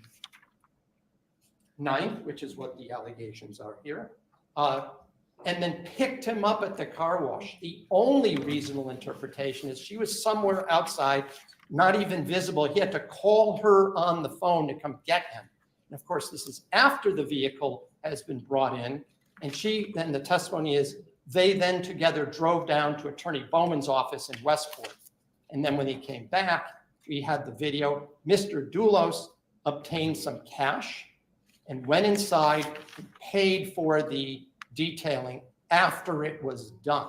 There is no evidence that Mr. Troconis had anything to do with that. There's no evidence that she had any. Is that true? Is there no evidence that she had anything to do with it? Remember, she's in the rear of the vehicle, in the background of the vehicle when he's drawing money. Remember that awkward thing where he's sort of the small little guy trying to reach the ATM slot and he just won't get out the vehicle and he's like just trying to draw money and she's sitting right next to him. Does she not say, why are you trying to draw money? Why are we here? How did you get here? And the other thing is, how did, like he put her number on the car wash form. So the car wash must have called her number and said, hi, this is the car wash. Isn't that how she knew about the car wash? That she was called by a car wash and said, hey, or is he right that Michelle Troconis was simply driving around in the neighborhood in a rental vehicle? Oh, Fotis, here you are. Do you need a ride? Oh, okay. What are you doing here? Oh, I am drawing some money to buy some carpets. Oh, okay.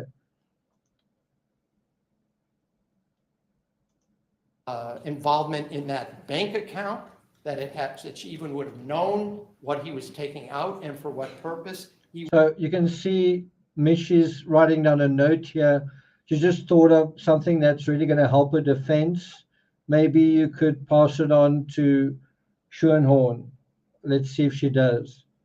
He went in alone to have the car detailed and washed. He alone went in to have it, to pay for it after the fact. And I just want to also clarify because, it took a little bit. So we got Detective Clabby yesterday to admit it. I'm sorry, Detective Kimball to admit it. But even Mr. Doulos did not falsely give information about the. So what do you think of that? It's a small little thing, but you've got Mishy playing the sort of role of the wallflower in court. She dresses in drab clothing. It's typically beige, gray, kind of light blue. You really can't imagine her wearing orange or something that's got a sort of a zippy energy about it. She's kind of she looks kind of invisible, right? And then while her defense lawyer is presenting something on her behalf, she suddenly gets this idea, writes something on the notepad and actually elbows the lady next to her and kind of, directs her attention. That doesn't seem very like the passive person that we supposed to think. Do you guys want to watch that again? Just watch how she directs her attention first by nudging her. I mean, she's writing it right in front of her. Do you think she would not know? And then pointing into the page, check this out. This is such an important point.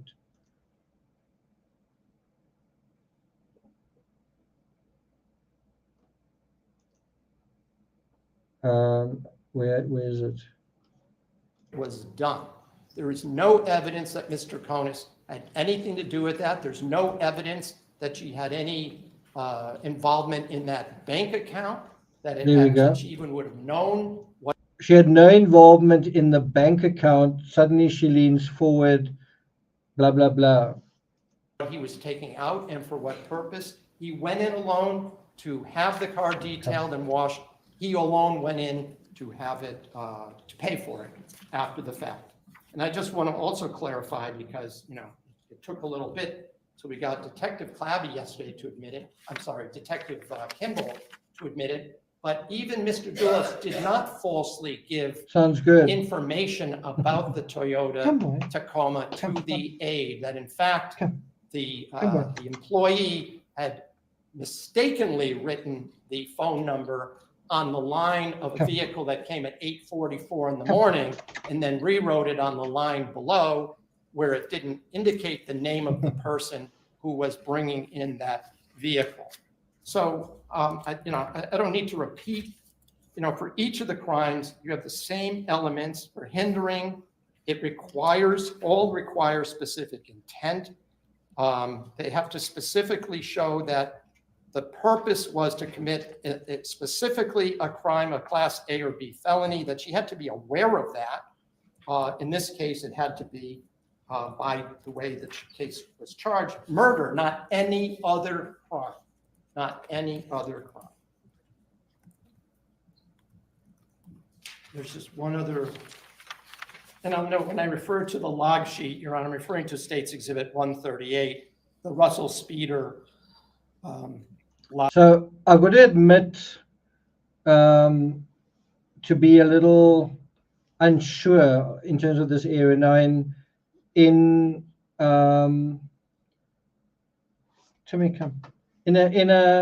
a murder trial, it's sufficient to prove intent, right? Which is different to motive.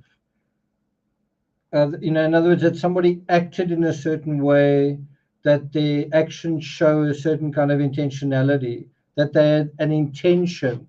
Intention isn't the same as motive.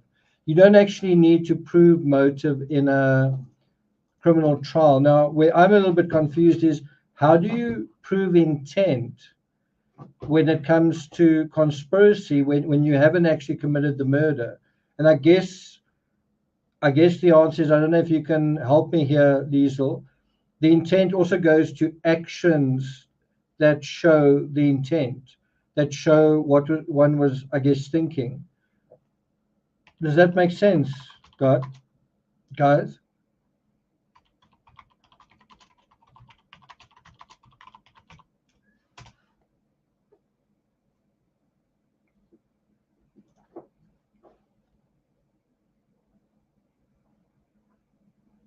So let's just have a look at the difference between motive and intent. And this is according to the New York State Unified Court System. Let me just bring it up. A person commits a criminal act with intent when that person's conscious objective, right? What they deliberately want to do, their purpose is to engage in the act which the law forbids. Motive is the reason. So I guess a very simple way of putting it is, intent is objective purpose or an action, and motive is why they did it.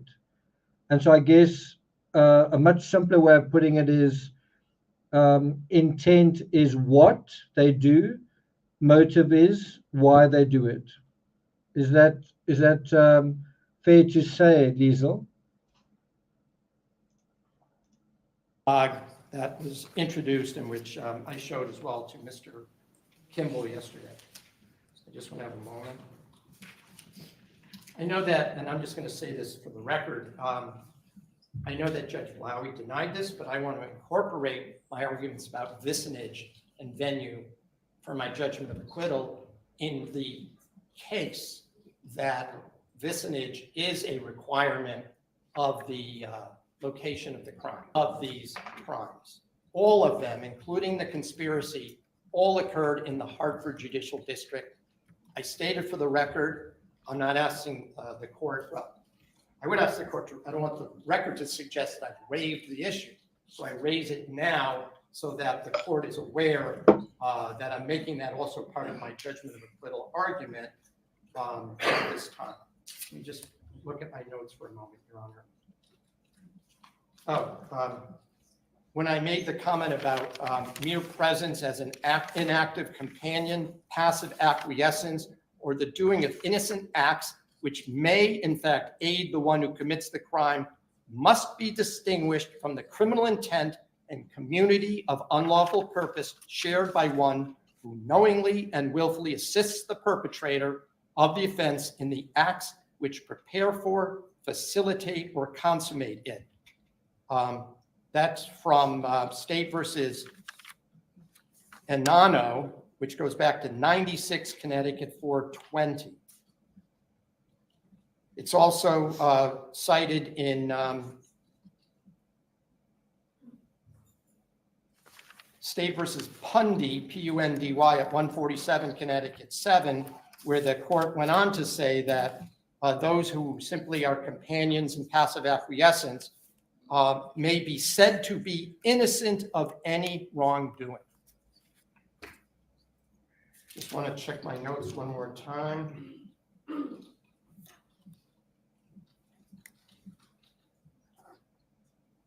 I'm just going to mention, in case the state, instead of standing up a second time, I'm going to just mention Pinkerton liability in case that's one of the state's arguments. That doesn't apply here.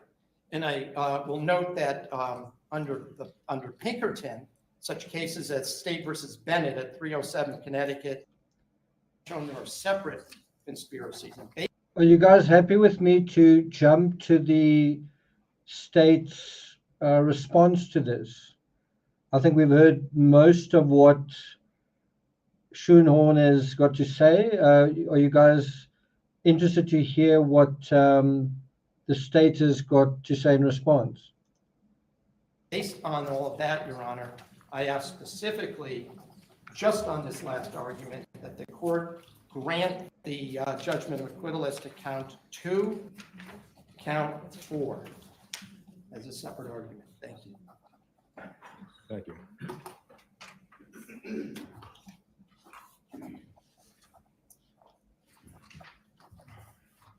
Your Honor, good morning, and may it please the court.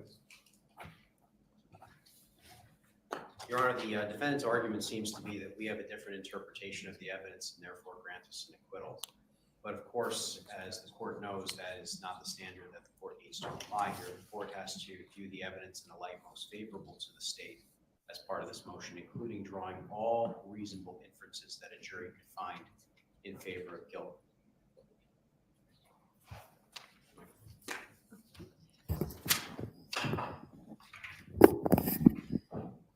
Thank you. Including drawing all reasonable inferences that a jury could find in making a finding of guilt. So I want to just begin with. That's just quite interesting how he paused to get the microphone, and that microphone is for our benefit. The judge can hear him fine from where he is.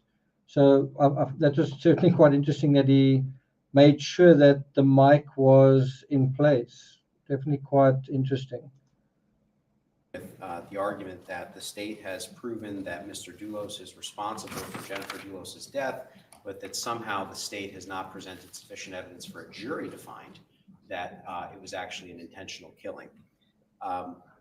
That is completely belied by the facts of this case, Your Honor. A reasonable jury can draw the following inferences. Number one, Mr. Doulos was motivated to harm Jennifer Doulos based on the fact that they were involved in a highly contentious divorce. So I must say I'm already impressed with how he's responding. You know, one of the more effective ways of breaking down an argument is by listing, by prioritizing, by numbering your arguments.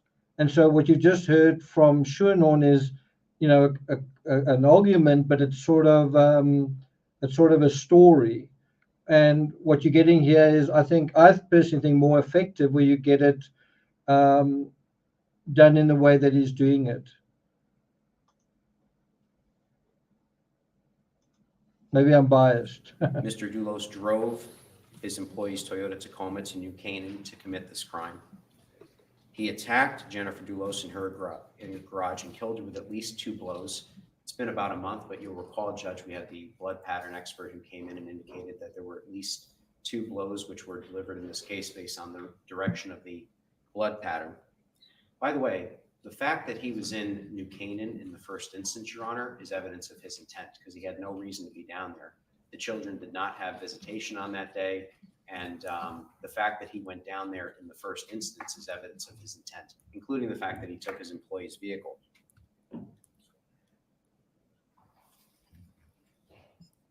State versus Moody does Thanks, not stand Liesl. for the proposition that the defense keeps citing.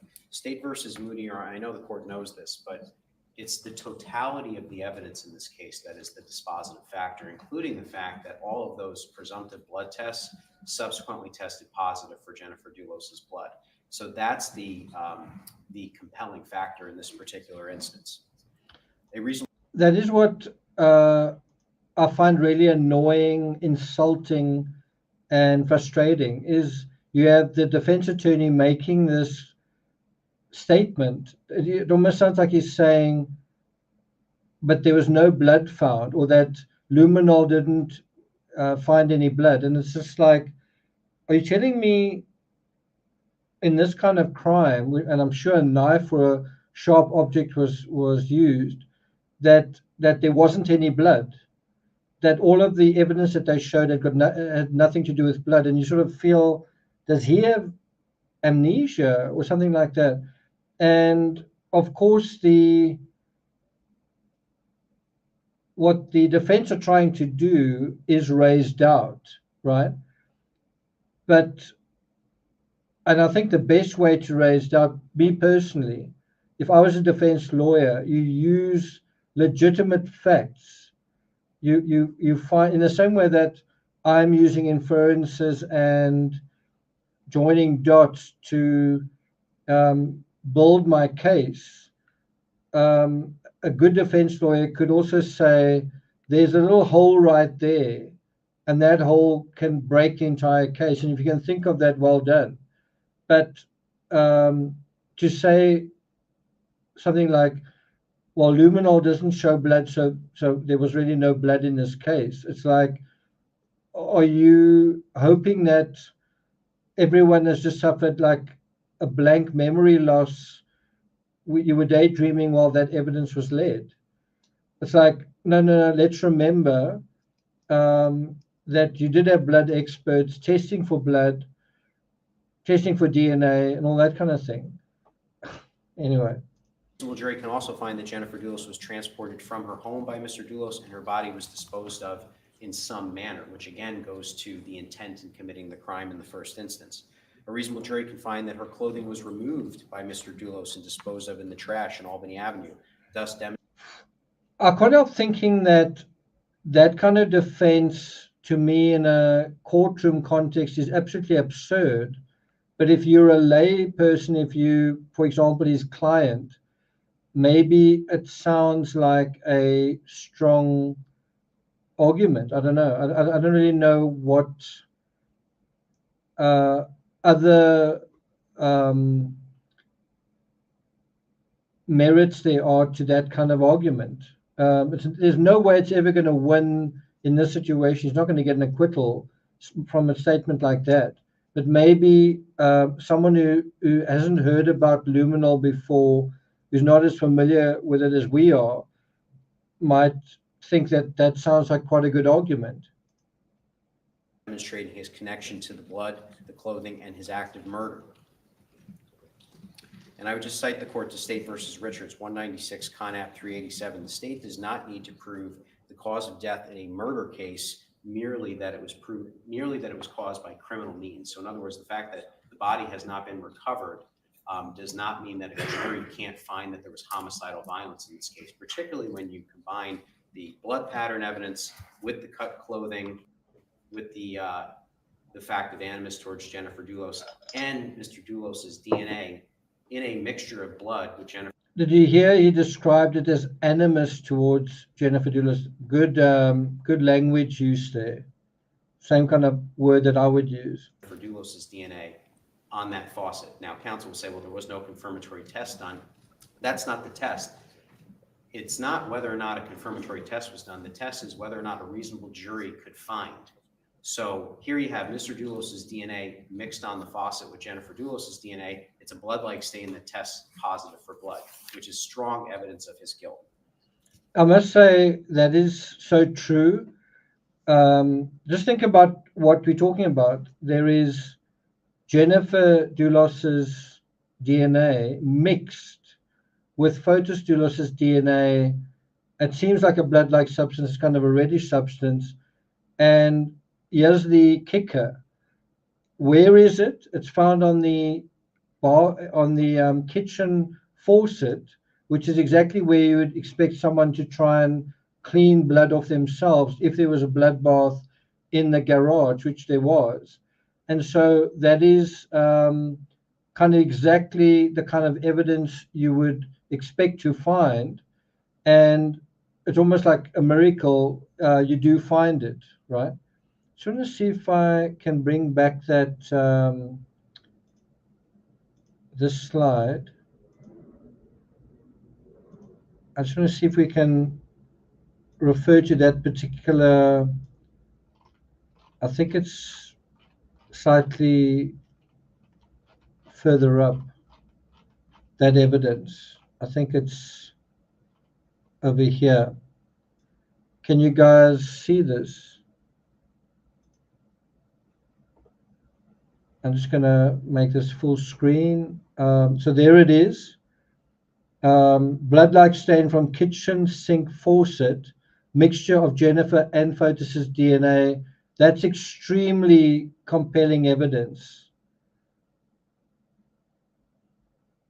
That's sort of, if Fotis Doulas was on trial for murder, this would basically be the smoking gun in terms of the DNA evidence.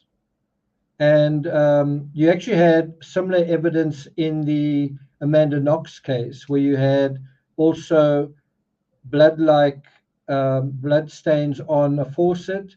I think Amanda Knox said that she had pierced her ears, and I think she said, I think that Meredith was having a period, and that's why there was her blood, and that's why there was Meredith's blood.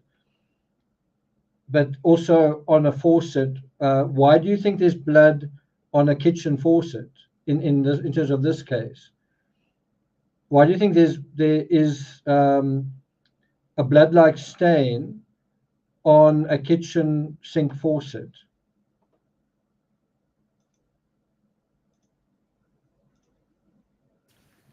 Now, A blood-like, that is, of course, sorry, a blood-like stain with a DNA belonging to someone who's disappeared, and their shirt is soaked in blood, their bra and their shirt is cut open, and the other person has gone to so much trouble to hide the fact that he was there to begin with.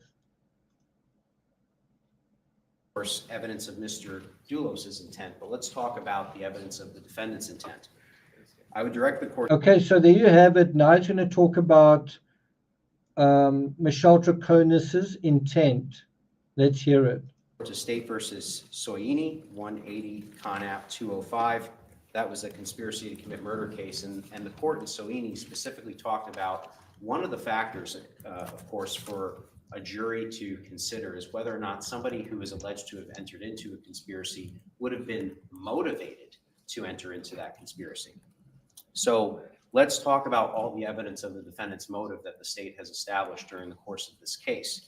And I would just note also that there is no requirement in a conspiracy case that the state present a witness who comes in and says, I agreed or I heard an agreement. It can absolutely be proven by circumstantial evidence based on the fact that conspiracies by their very nature are done in secret. And there's a whole line of cases, Your Honor, that stand for that proposition. So the evidence of the defendant's motive here, obviously, number one, her boyfriend is in a contentious divorce with Jennifer Doulas at the time. In part, incidentally, due to the fact that the defendant and Mr. Doulas had an affair and Jennifer Doulas left the house shortly thereafter with the children. They were in a custody battle that necessitated the defendant having to leave the home whenever Mr. Doulas had visitation. She was not to be allowed around the children. During her interview, the defendant actually said that this had been 2 years of torture. She talked about applying for a restraining order against Ms. Doulas. She discussed the fact that her relationship with Mr. Doulos was suffering as a result. And in fact, the defendant told Mike Meehan that she had not moved to Connecticut for this. The defendant also told him. Yeah, that is such a good point. I just want to interrupt this quickly to remind you guys of Lori Vallow. Lori Vallow, the charges against her were similar. Conspiracy to commit murder of her first husband's former wife.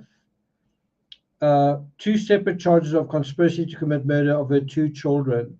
And, you know, if you think about the Lori Vallow case, did Lori Vallow write down with Chad Daybell, this is what I'm going to do? This is what we're going to do. It was something that could be inferred through her behavior after the fact, through circumstances taking place whenever someone disappeared. So the circumstances were someone would become a zombie and they would get a different name and they would sort of achieve a certain scale on Chad's sort of thing. And that would repeat itself with each person. And Lori would say to someone, this person's become a zombie, right? And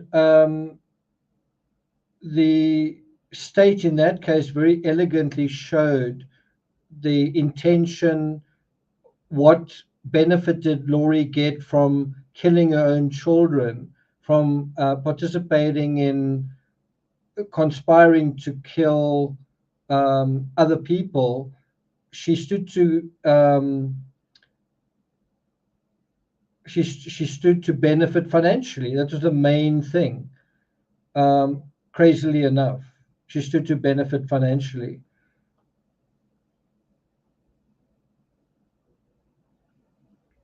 But the thing I just want to remind you of is, you might say, well, conspiracy to commit murder is a really hard thing to prove.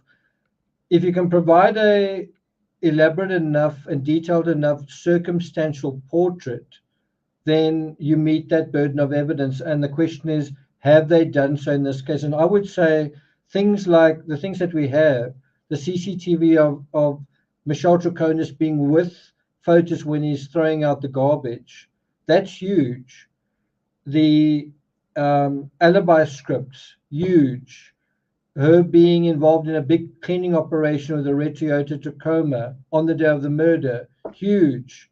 The alibi where she takes the call and she's either got his phone or got access to his phone, huge. And I can go on, but let's hear it from him.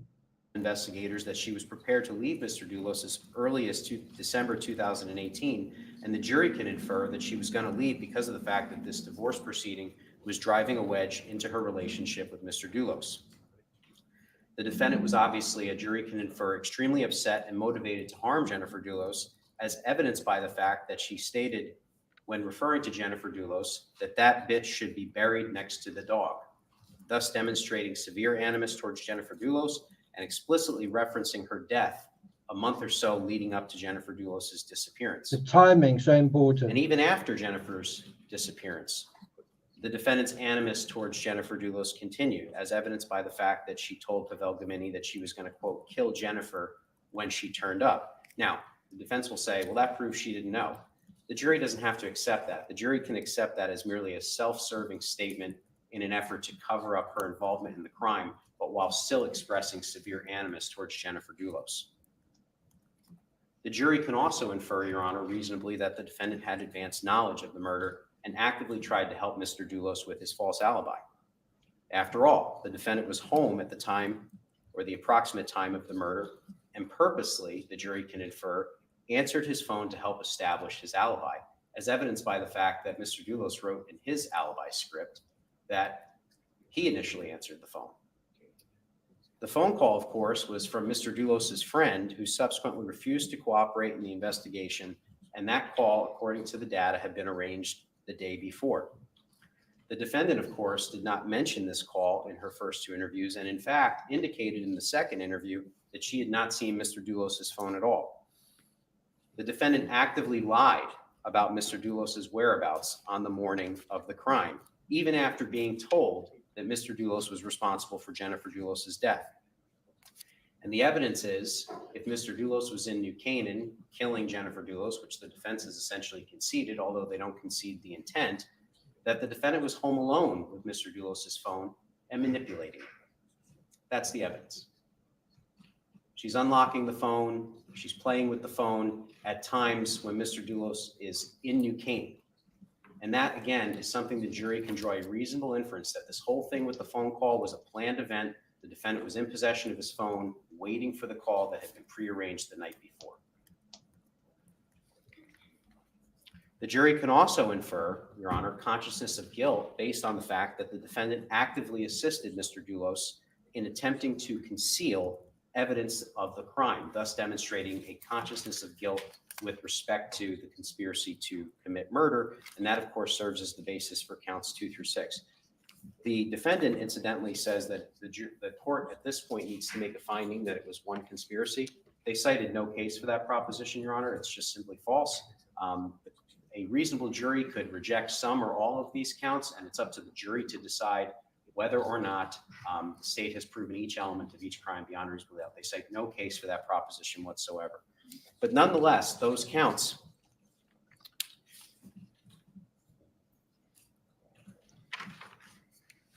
the defendant, I guess, was claiming that because the state didn't indicate evidence of others being involved in the crime. Number one, that's not true, because we have the testimony regarding Mr. Doulos's friend making the phone call, not cooperating, but also not required for conspiracy to commit murder. The only thing we have to prove, Your Honor, is that she agreed with one or more persons. That's the state of the law. So it's false to say that we somehow had to prove that she conspired with other people besides Mr. Doulos.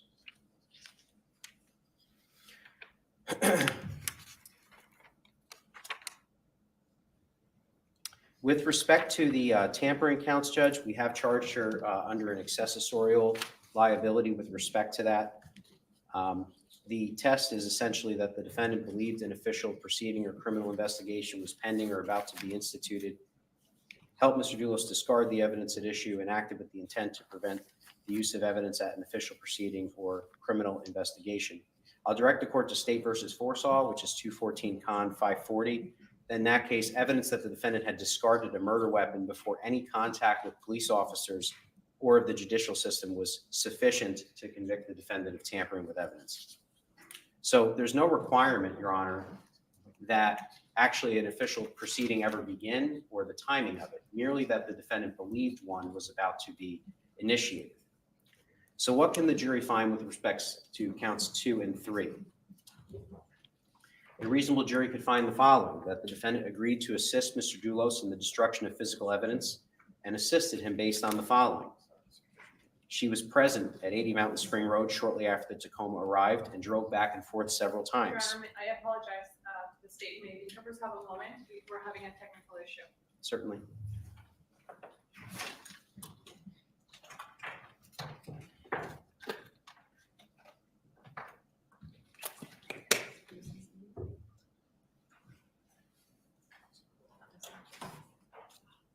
I don't think the jury are present for this, by the way.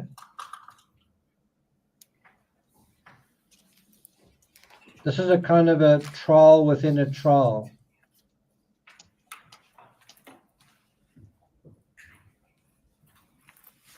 This time with a judge who's going to decide on the, based on the merits of the various arguments.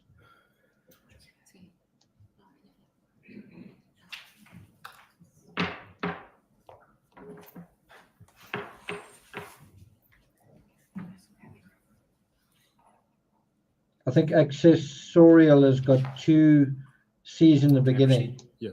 Thank you very much.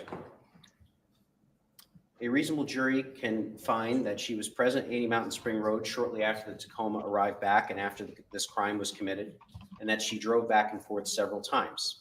A reasonable jury can find that she believed a police investigation was about to begin and that she was actively helping Mr. Doulos, as evidenced by the fact that she brought cleaning supplies. Accessorial. A reasonable jury can find that she accompanied Mr. Doulos to Hartford and was present as he disposed of those items, and that she actually assisted him in the disposal of the license plates by opening her door at the exact moment that he opened his door and left it open until he dumped those license plates in the sewer. If you look at the video very carefully, Judge, what you're going to see is a vehicle there that she's attempting to block, and a reasonable jury could make that finding. She's trying to block the view of that particular vehicle. That's what we thought, guys.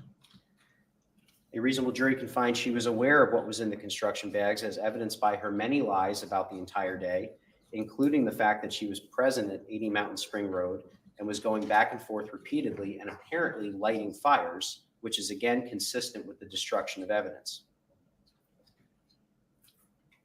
She actively assisted in the cleanup process prior to going to Hartford, including bringing cleaning supplies, which incidentally were consistent with those which were found in Hartford, including a green and yellow sponge, a broom or a mop handle, and black garbage bags, all found in Hartford that the defendant admitted to bringing to 80 Mountain Spring Road.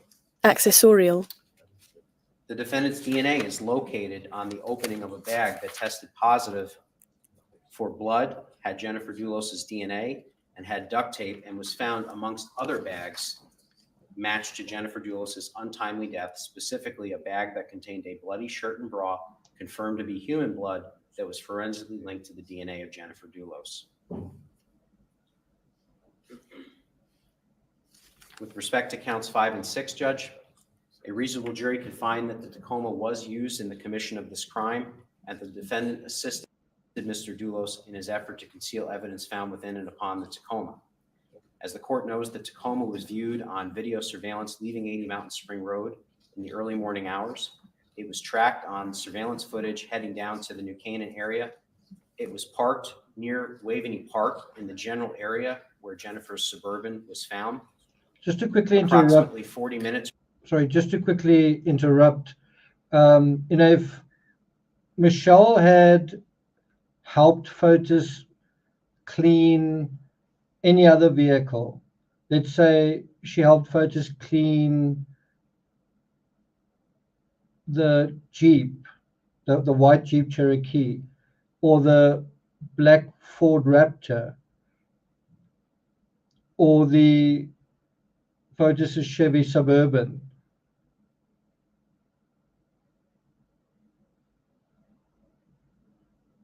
If it had been any of those vehicles, that would have been lesser, because that's not the vehicle that was involved in this crime. The vehicle that was involved in this crime was the red Toyota Tacoma. The fact that Michelle TROCONIS is placed right by that vehicle on the day of the murder, and then also is involved in the cleaning, the car wash thing, she's also goes along for the ride with that, isn't an accident. It isn't incidental. Or so after Jennifer's Suburban was viewed leaving her residence, the Tacoma was seen traveling north on the Merritt Parkway, where it essentially tracked right back to 80 Mountain Spring Road. A reasonable jury can conclude that evidence relating to the crime of Jennifer Dulos was inside of that vehicle based on, number one, her blood being present, and yes, they can make that finding on one of the seats. The defendant's acknowledgement that Dulos was cleaning the vehicle, and Dulos's paranoia and insistence that Mr. Gimini get rid of the seats from the Tacoma.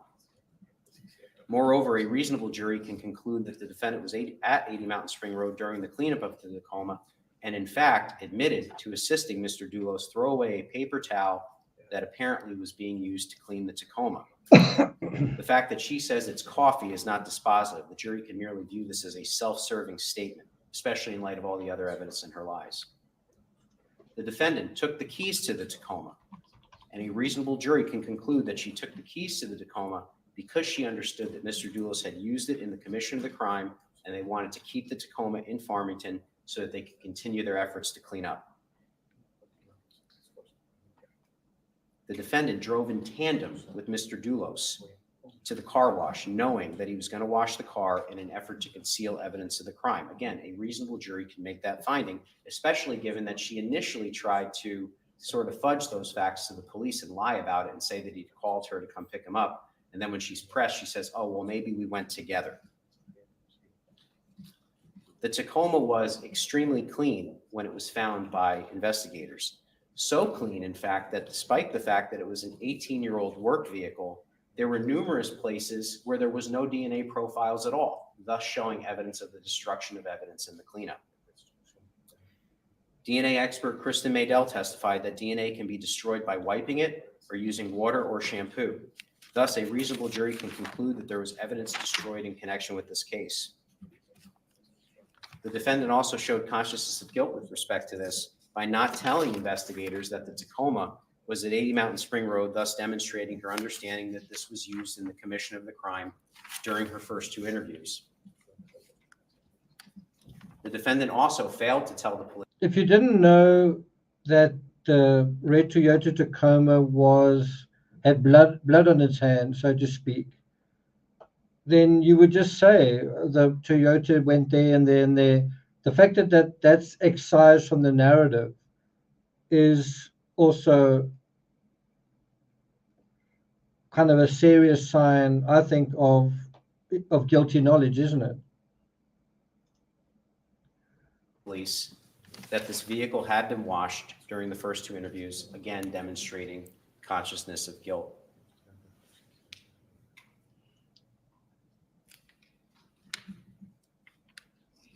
With respect to the hindering count, Your Honor, obviously the defendant, by following Mr. Doulos out, meeting him at the car wash, and a reasonable jury can infer that she understood that the crime of murder had been committed. Incidentally, this is 5 days later, but certainly, Judge, a reasonable jury can infer based on all the evidence that she understood that that vehicle was evidence of a crime. And she picks him up and provides transportation essentially through the use of her vehicle back to the car wash so that these things can be done. And she also, coincidentally, her phone number is the number that is used on the call log, which again, a reasonable jury can view as an effort to distance Mr. Doulos from the car wash. Perhaps they thought that she wasn't under investigation, even if he was. And again, a reasonable jury can make all of these findings. So, Your Honor, again, this isn't a motion about we have a different interpretation of the evidence. That's what closing argument is for. The question for this court is, has the state presented sufficient evidence to proceed? And of course we have, Your Honor, based on our argument. Does the court have any questions? Yes. The court is reviewing the information that the court read to the jury. That information was filed on or about October 5th, 2023. The court is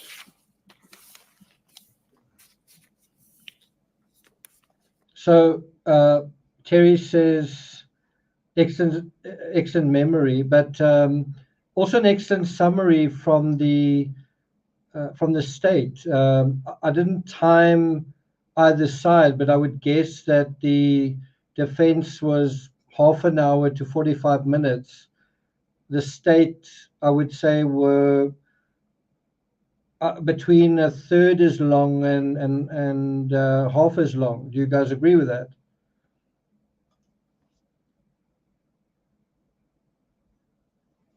reviewing count 5. But the reason I asked, is the judge taking notes, is if he was taking notes, it would suggest that he, how can I put this? He hasn't made up his mind, that either counsel are sort of scoring points, as it were, and they're things that he needs to consider. I mean, again, ultimately, what do you think happens? Do you think he's going to grant the acquittal? If he's not taking notes, it's very likely that he's not going to be granting it.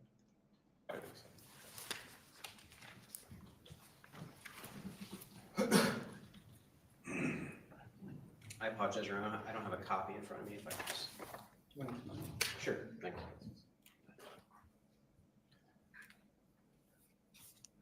And the information reads, the court is just going to read the pertinent part. On the 29th day of May 2019, in the town of Avon, in the area of 265 West Main Street, that being Russell Speeders. The defendant, Michelle TROCONIS, believing that a criminal investigation conducted by a law enforcement agency was pending and about to be instituted, and an official proceeding was pending and about to be instituted, did alter, destroy, conceal,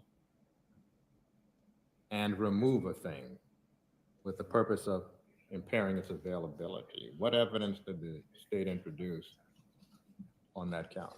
Yes, sir. The evidence is the car wash itself. And if I may just be heard on this, because I did hear Attorney Schoenhorn's argument, but we charged her as an accessory in this particular count, Your Honor. And I know that I didn't think that this was going to be an issue, but I'm happy to provide the court with the case law. But essentially, by putting the accessory statute, we put the defendant on notice that that is a theory that we are pursuing. And so the court needs to view that count in light of that allegation that she was an accessory. And so the fact that the Tacoma itself was brought to the car wash, if a reasonable jury can infer that the Tacoma itself was used in the crime, then the jury can infer that she aided Mr. Doulos in the tampering of that evidence by providing him with transportation, by allowing her phone number to be used, and that the destruction of evidence happened. So there is no requirement, Your Honor, based on the way that we've charged this, that we prove that she actually altered the evidence herself, because we've charged her under an accessorial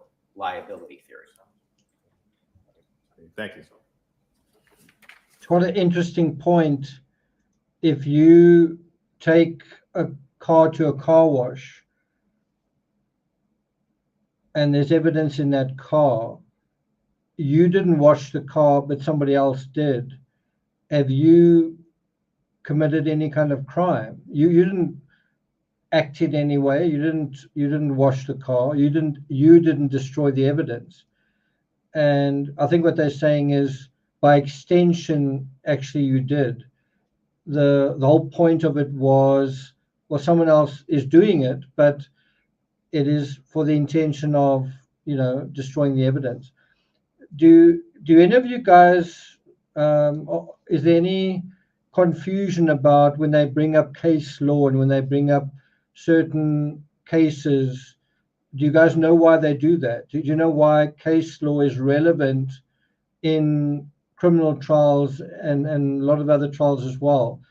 Do you know what the point is of bringing up case law in arguments like this?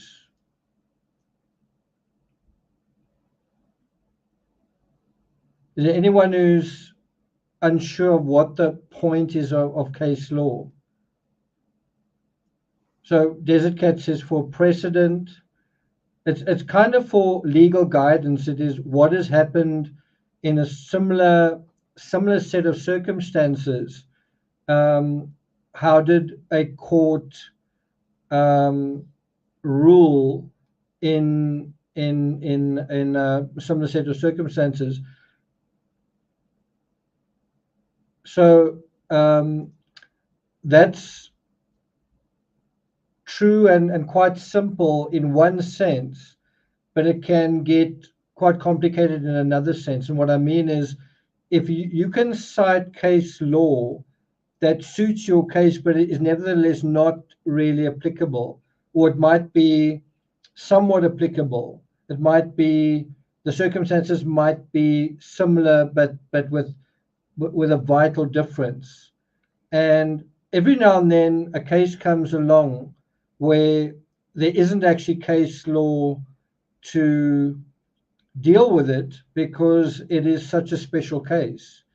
And that's when it certainly gets quite tricky. For example, in the Oscar Pistorius case, you could cite case law where someone broke into a home and did X or Y, but then you would say, well, did that actually happen in the Oscar Pistorius case?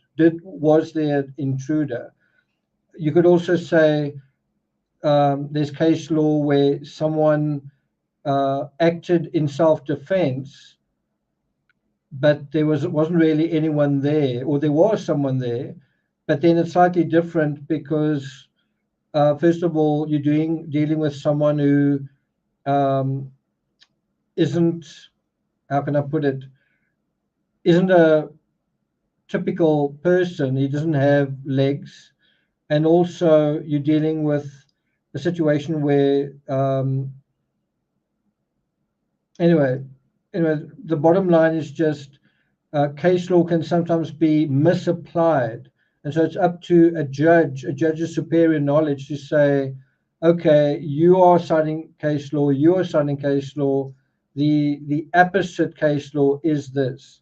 So although it provides a precedent, it also kind of provides a rule of thumb or guidance. So you might think that it's certainly a lot more, I think, pertinent, I think, in South Africa where judges decide cases.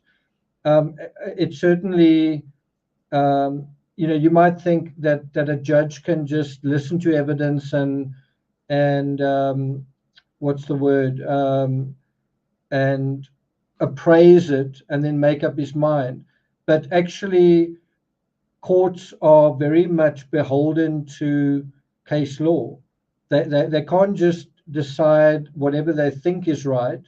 They are to some extent bound by decisions made in similar circumstances. Does that make sense? And so it is counsel's job to remind the court of case law.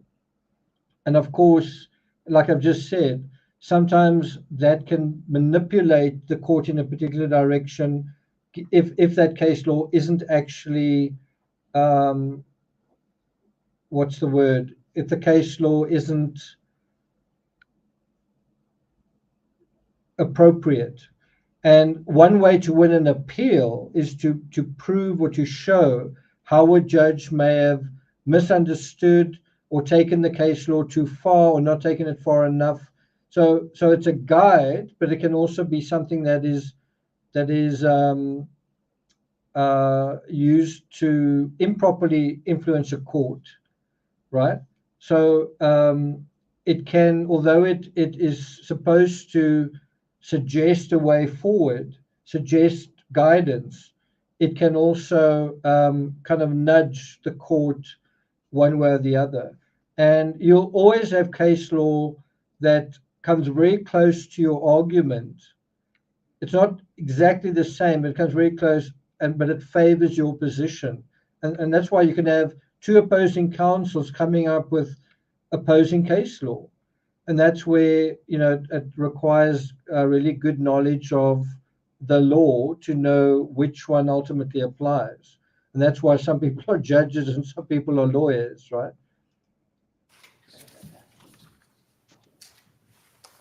Very briefly, I just want to respond to a couple of things.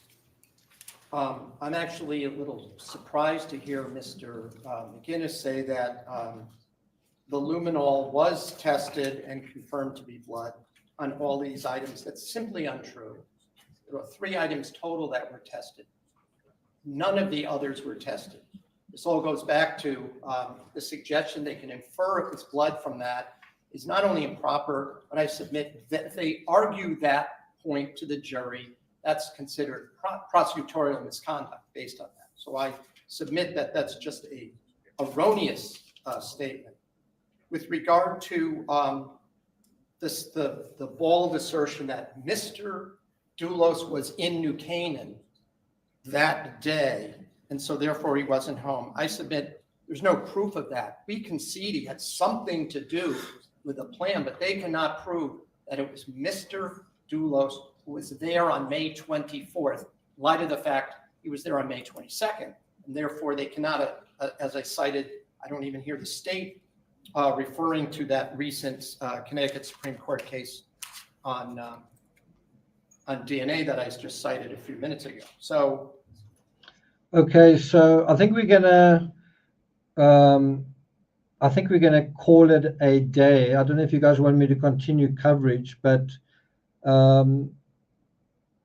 I really was hoping that we would hear more from Gloria. I don't know whether the judge is going to pronounce right here. Let's just see what he says.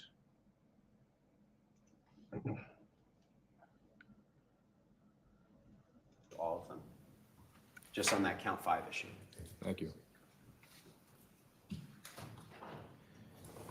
court will just begin by indicating what the court has to find in a motion for judgment of acquittal. Of course, the court does not have to determine that the state has proven each and every element of each and every offense beyond a reasonable doubt. That's the province of the jury. Court has to determine whether there is sufficient evidence on each count to go to the jury. Now, in so doing, the court cannot, in this court's view, allow to filter into its decision what the court thinks of any witness's credibility. The court is not making credibility determinations and determining how it will rule on a motion for judgment of acquittal. What the court is required to do and is able to do is to determine what, if any, reasonable and logical inferences can be drawn from the evidence that has been adduced. So the court is going to address the motion in just broad strokes. This is in no way a marshaling of evidence. Concerning intent of the defendant, the jury can reasonably consider that the defendant's remark that Jennifer Dulos should be buried next to the dog is evidence of motivation. The jury need not conclude that. The jury can consider it. That statement was made before May 24. The jury can consider certainly that the blood found on the cut garments in the trash on Albany Avenue is evidence of Fotis Dulos's intent to restrain and kill Jennifer Farber Dulos.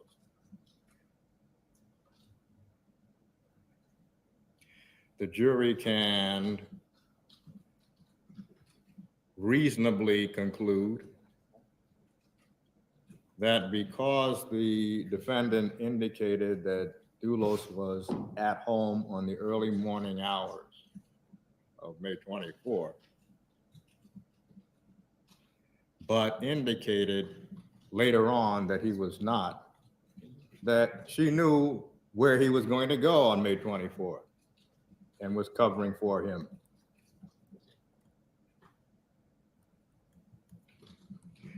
The discarding of evidence on Albany Avenue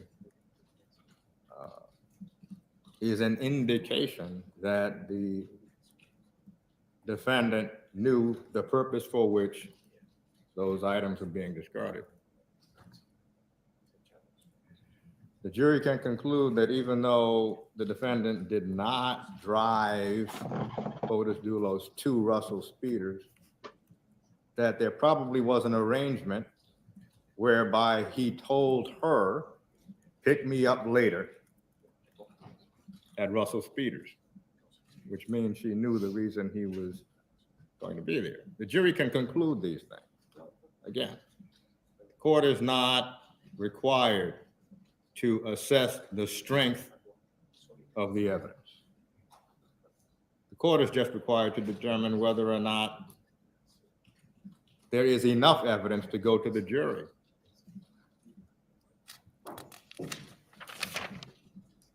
So do you follow that? He's saying it's not the court's role, that's now aside from the jury, to evaluate the evidence. It's only the court's job to say, does it meet the minimum standard? Is there sufficient evidence that we actually have a trial? And I think you've got to be smoking something if you say, well, there's really not a lot of evidence in this case. A little bit like the bolder DA. We have insufficient evidence at this time after 2,000 leads and 1 million pages of discovery and 2 years of investigation, and like this incredible defense team on this side and a defense team on that side. We have insufficient evidence to proceed. And, you know, I've written 12, 13 books on the Ramsey case. Is that because there's like no evidence anywhere, right? Anyway, the bottom line is his job is to just say, is there enough of a case in terms of the amount of evidence that's been collected, not whether what the quality is of it or the substantiveness, just that. And what do you think he's going to answer? I mean, look how long this case has been going on. Day 25. Do you think we're at day 25 because there was no evidence? If we were at day 3, you could maybe make this argument. That's why I feel like the whole motion for an acquittal is a kind of defense posturing, which makes it look like someone's doing his job. Anyway. Now, concerning the remarks about multiple conspiracies, the court believes the Second Circuit has concluded that a conspiracy terminates when the central purposes of that conspiracy are attained. So, for example, if the central purposes of the murder of Jennifer Dulos had been attained on May 24th, that's the end of that conspiracy. Then there's another conspiracy. And that conspiracy is to hinder prosecution or tamper with evidence, for example. So the court is not persuaded that the state cannot charge multiple conspiracies. And it is too early to consider at this point any arguments concerning a vacator of any of the convictions, if there are any convictions.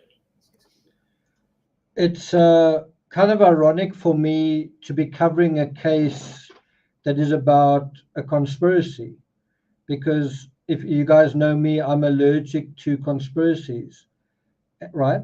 And true crime, almost like the blood in the veins of the true crime genre, is conspiracies. I think there's far more content on things that could be conspiracies but probably aren't than on actual conspiracies. This is a real conspiracy. This is about a real conspiracy. Did Nicole Kessinger, was she involved in the Watts murders? That's a conspiracy in terms of conspiracy theory, right? This is not conspiracy theory. This is an actual conspiracy in the ugliest sense of the word, where you secretly conspire, you secretly plan, apparently, to take out your rival. You're living in her house, your husband is, sorry, your partner is taking her family's money, and she's got every right to want to deal with her family in the way that she wants to deal with it, right? And anyway, so here you have a real conspiracy. And how much does true crime, is true crime really, I'm just talking about the whole genre. How many channels do you know that are really paying attention to this? And I'm just saying it's kind of ironic because true crime is so fascinated with the idea of conspiracies. I'm not sure if they really know what one looks like. This is what one looks like. It's subtle. It's not, although it is serious, it's something that is quite invisible and quite hard to see. It's not sexy and shocking and whatever. It is a very different animal. And I'm certainly not saying that makes it less bad than something else. If anything, it's worse. it's seditious, it's sly, it is, people like this in our midst that are, there's something worse than one person committing a murder, and that is another person and another person. Oh, that's a good idea. How can I help? That's a colluded sense of evil, right? And so I'm just saying, you so hear about conspiracies and how and so many of them are popular. Did Gary Oliver kill John Monet Ramsey? That's a conspiracy. That's conspiracy theory. As far as I'm concerned, Christian Bruckner is also conspiracy theory. One person's conspiracy theory is another one's absolute. That totally makes sense to me. That's someone else's reality. This is a court case, a trial about a real conspiracy. This is what it looks like. It's complicated, it's subtle, it's difficult to prove. There's a labyrinth, and yet you can circumstantially put all the things together. And how do you do that? With context, with someone's own words, with someone's own actions, with where someone was at a time, with having a very detailed knowledge of this one's movements, that one's movements within a particular context. So whenever you deal with a conspiracy, the idea, this is the kind of maelstrom that's got to be met. Is some kind of big overarching thing is taking place. Why am I motivated to be part of it, right? So the court finds that there is enough evidence to go to the jury on counts 1 through 6. And although that's true, we did see a conspiracy case with Gloria Vallow, and it's also strange how the Gloria Vallow case wasn't this blockbuster trial that I think it should have been. Motion for judgment of acquittal is denied. Is that a surprise? Is that a surprise? The judges denied the motion of acquittal, and it didn't take very long to deny it. I'm not surprised. I think almost all of you that I asked early on when I said, okay, he's about to make his argument, do you think he's going to succeed? Almost all of you said, I think all of you said no, right? I do wonder, he talks about the jury, the jury can infer, the jury can decide. I wonder whether they will. I wonder what kind of jury we have on the cards here. Time is 11:25. We'll resume the session at 11:40. We'll stand in a recess. Okay, so where we are right now, let's just go to live. You were salaried? Correct. Could you just tell the jury how that came about?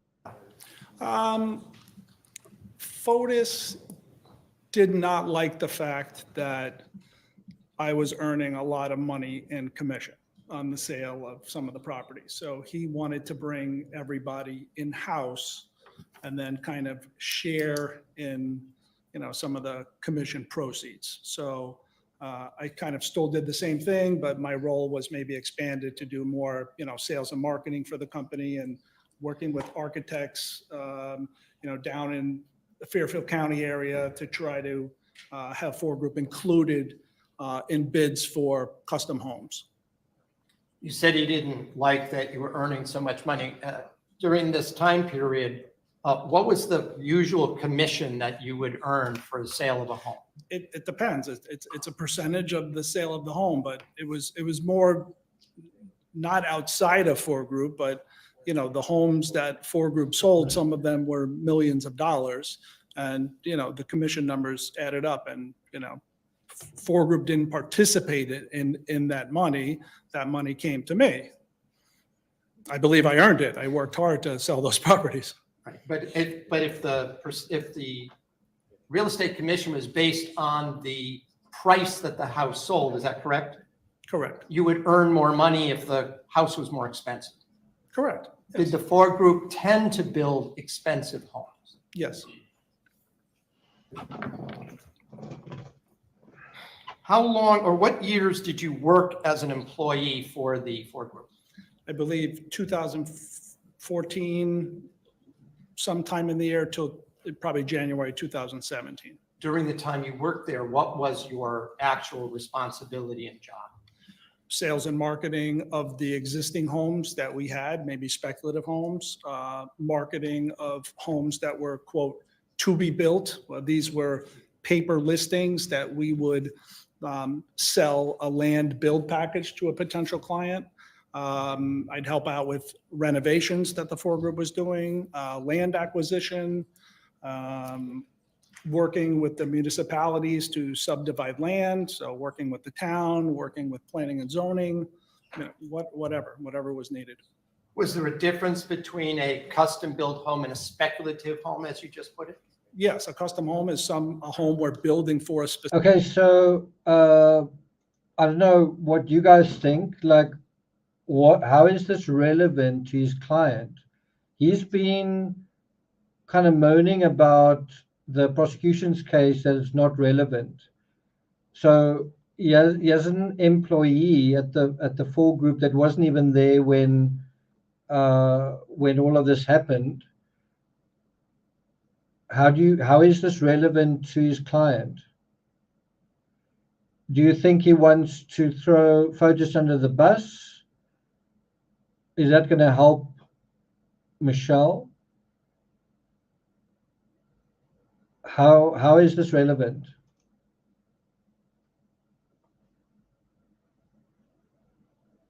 Specific customer that, they've given deposits and it's their home versus a speculative home where the company, foregroup, is putting up the money in hopes of selling it as quickly as possible, preferably during the time of construction so that the carry cost would be minimal to the company. During the time that speculative homes were being built, what was your role while you were an employee? Well, there was speculative homes, custom homes. But even with Stephanie saying that, still, how is this relevant? Like, the role never changed regardless of, what homes were being built. I see. Did you meet with prospective buyers yourself during that time? I did, yes. Not by myself, but mostly with Fotis together, Fotis and I. Do you know when you stopped working for the foregroup? I believe it was end of December, January 2017. Well, end of December of 2017 or the end of? No, it was either the December 2016, January 2017. Could you indicate to the jury, what were the circumstances for you leaving the foregroup? He terminated me. Can you tell them why? He wanted all the employees to sign a non-compete agreement. And the non-compete agreement was it was just beyond the pale of what it should be. It was incredibly restrictive. Maybe the jurors know what it is, but maybe you can just explain what a non-compete agreement is or was in your case. It basically said, I'm an at-will employee, so Fotis can terminate me at any point. And if I would have signed the non-compete, the way it was written, it basically prevented me from being a realtor. It prevented me from using any subcontractor the foregroup used. It prevented me from using any architect that foregroup used, and it prevented me from contacting any client. And a lot of those clients were my clients that I brought to the foregroup. So it was just, I had heard it was not enforceable because of the language, but at a principle, I just was not prepared to sign it. And how did you find out you were being terminated? Fotis wanted everybody to sign it. He said, if you don't sign it by Monday, don't show up for work. And I didn't show up for work. Did it change your relationship? So FYI, when I worked for a media company, I was under the same sort of thing. they basically said anything you produce while you work for this company, the company owns. Basically, we own you, which is another way of saying don't produce anything, or if you do produce something, it's ours. And although, how can I put this? It's probably going to make me sound like someone who doesn't take. It's not that I respect the law, but I see certain rules as bullshit, if I can put it that way. The law is one thing. Rules, not saying rules are meant to be broken, but anyway, so I was working at a media company and they were basically saying, and my boss said to me, you won't be writing while you're working here, you won't be doing any writing. And I sort of thought and this was my first day at work, I kind of thought, I wonder whether I should just quit right now. Should I? And I kind of imagined it. I wonder if I should I just go home? And then I decided not to. And then I did continue committing acts of journalism. I did. So I got into trouble many times. They first said to me, we see that you wrote something and it was published in this paper, and we see that you wrote something and it was published in that magazine, and we see that you did something. And I said, yeah. And they said, do you know that you may not do that? And I was like, I don't think it's fair that I'm not allowed to do this. And then I said, you're a media company, why don't you encourage me to do it and I'll do it for you? Then they said, okay, you can do it as long as you only do it for us. And then I did that. But then I still got into trouble for it because although they said I could do it, they had little courtyards and they didn't really want me to do it. And I said to a friend of mine, this is so absurd. I work for a media company and they don't want me to, in a freelance way, contribute things. And anyway, so you can imagine how that ended. And so in the same way that this guy basically said, okay, I'm out of here, either you play ball with that sort of thing or you don't, kind of thing. With Mr. Doulos for you to be terminated under those circumstances? It certainly did. It certainly changed, the business component of it, because I lost a lot of the listings, not all of them. I think I had like one or two of the multiple ones that were out there. So yeah, it had an impact. During the time just before you left or were told not to come in the December of 2016 or early January of 2017, were you still in touch with Jennifer Doulos? I don't know if I was in touch with her. Most of the social interaction was when we were like visiting with both of them together, like going out, or if they had an event at the house that we would go to. So I didn't see her on her own outside of FOTUS. Yeah, maybe saw her at the grocery store or whatever, and give her a hug and a kiss and say hi, or see her at the school. But it was mostly the relationship was with both of them. Did you continue to socialize with the Douloses while you were an employee? While I was an employee, yes. Including going out to dinner and showing up at events and parties? Yeah, we went on vacations together. We went to dinner together. They had events at their house. We had an awards thing for home builders that we would go to every year. How would you describe, while you were an employee, the relationship that you observed between Jennifer and FOTUS Doulos? It was positive. We'd go out to dinner. They would sit very closely together. They would always share an entree, but it seemed like it was a good relationship. Did you become aware at one point that Jennifer had moved out? I did. And how did you find out about that? I think FOTUS told me. I don't remember exactly, but when she moved to New Canaan, I found out about it. Did you have any reason to believe that that was going to occur before she moved out? But can you repeat that? Yes. Did you have any inkling that Jennifer Doulos had planned to move out before you found out she actually No, had? Did you have any contact with Jennifer Doulos after she moved to New Canaan? I did after Hilliard died. I reached out to her to express my condolences because he was After who died? after her father Hilliard passed away.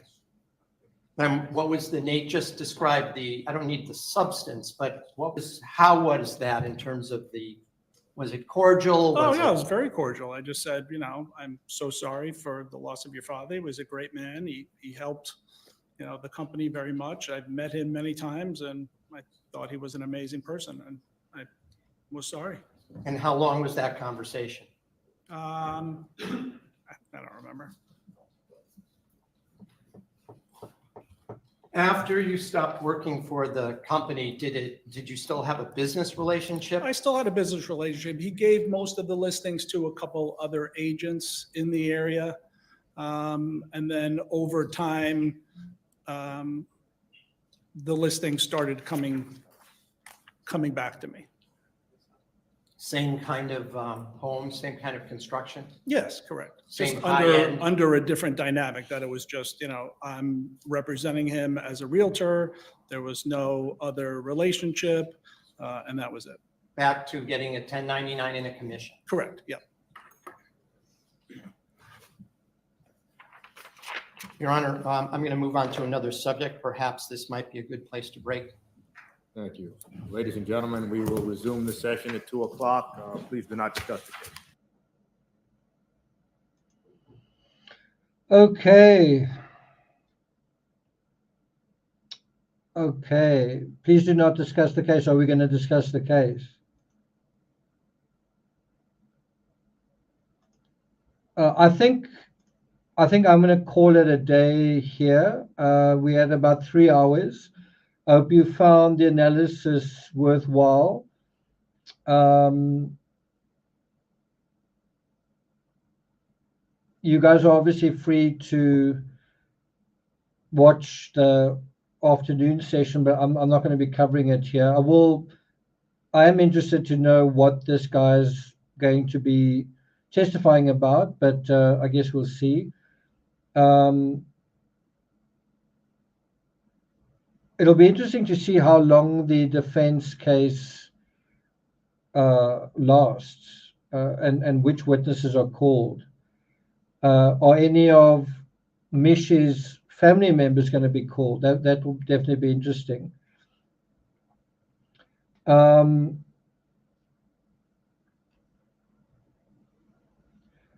Stephanie, I'm meant to. You asked me a question. I'm meant to answer something about, do I still have an itch to go to the Himalayas? I definitely do, but I feel the time to go is April, and I sort of feel I would like to be a lot fitter and stronger than I am now. So I'm still flirting with the idea, but I sort of feel like I'll probably end up going next year. I might end up going this year, but I think it's more sensible to go next year. So if that answers your question, it's something that I'm kind of brooding with. And if I can ramp up my fitness a lot in March, then I will go if I can. So that's basically the answer. I just sort of feel like I don't want to rush things and get injured or get sick. So we'll see how things turn out. So I do have the itch. Whether I'm going to scratch it, it'll either be this year or next year. Thank you so much. I really appreciate that. Anyway, thanks so much, guys, for being here.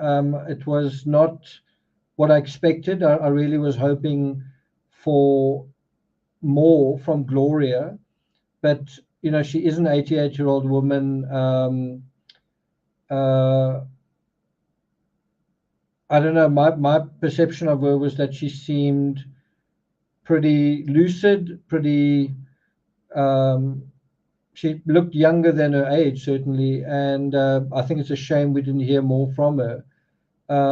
Could we have heard from someone else, a sibling?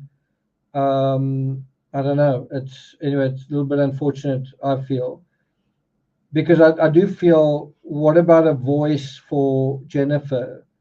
I think that's important. But I guess that's going to happen during sentencing, I guess, if we get to that point. Okay. Thanks, guys. You must enjoy the rest of your afternoon. Over here, it's 8 o'clock in the evening. Today was a scorching hot day. It did seem like it was the heavens were gonna open. There was a lot of lighting in the sky, but ultimately the storm kind of moved on. So the storm would have cooled things down quite a lot. I might take Timmy for a little bit of a walk. So that's what I'm going to do now.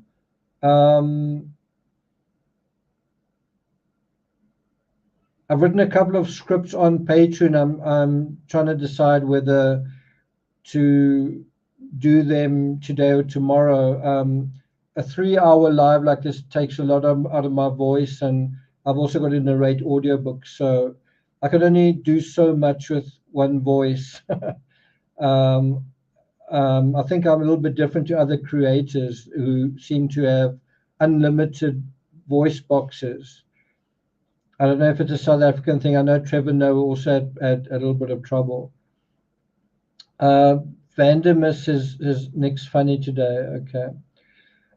Okay, guys. Again, thanks for being here. Mods, really appreciate your unwavering support and managing the chat side of things. I must say I didn't see any misbehavior, so thank you very much. Also, thanks to Chelsea, to Terry, all of you guys. Thanks very much. Special mention to Liesel, who's a lawyer and has just shared some of her expertise with us. And then, welcome to all the new subscribers. Also, thank you so much for the super chats. That's always welcome. And then remember, there's Patreon. If you guys are interested in more detailed conversations with people who are really interested in some of these cases, head over to Patreon. Patreon at the moment is very misleading.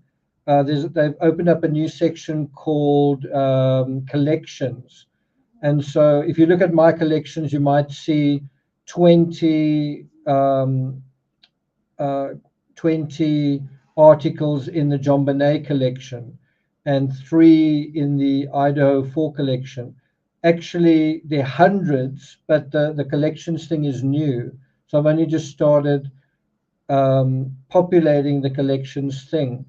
But I mean, the John Bonet Ramsey, probably well over 350 articles. Chris Watts, probably also a couple of hundred. It's basically my blog, Patreon. So check that out. I'm really looking forward to Van Gogh Letters 75. Some interesting stuff to chat about there. So if you guys are interested in art, join the Team Peachtree channel. I'll see you guys there. Barbara Collins says other sites have much misbehaving.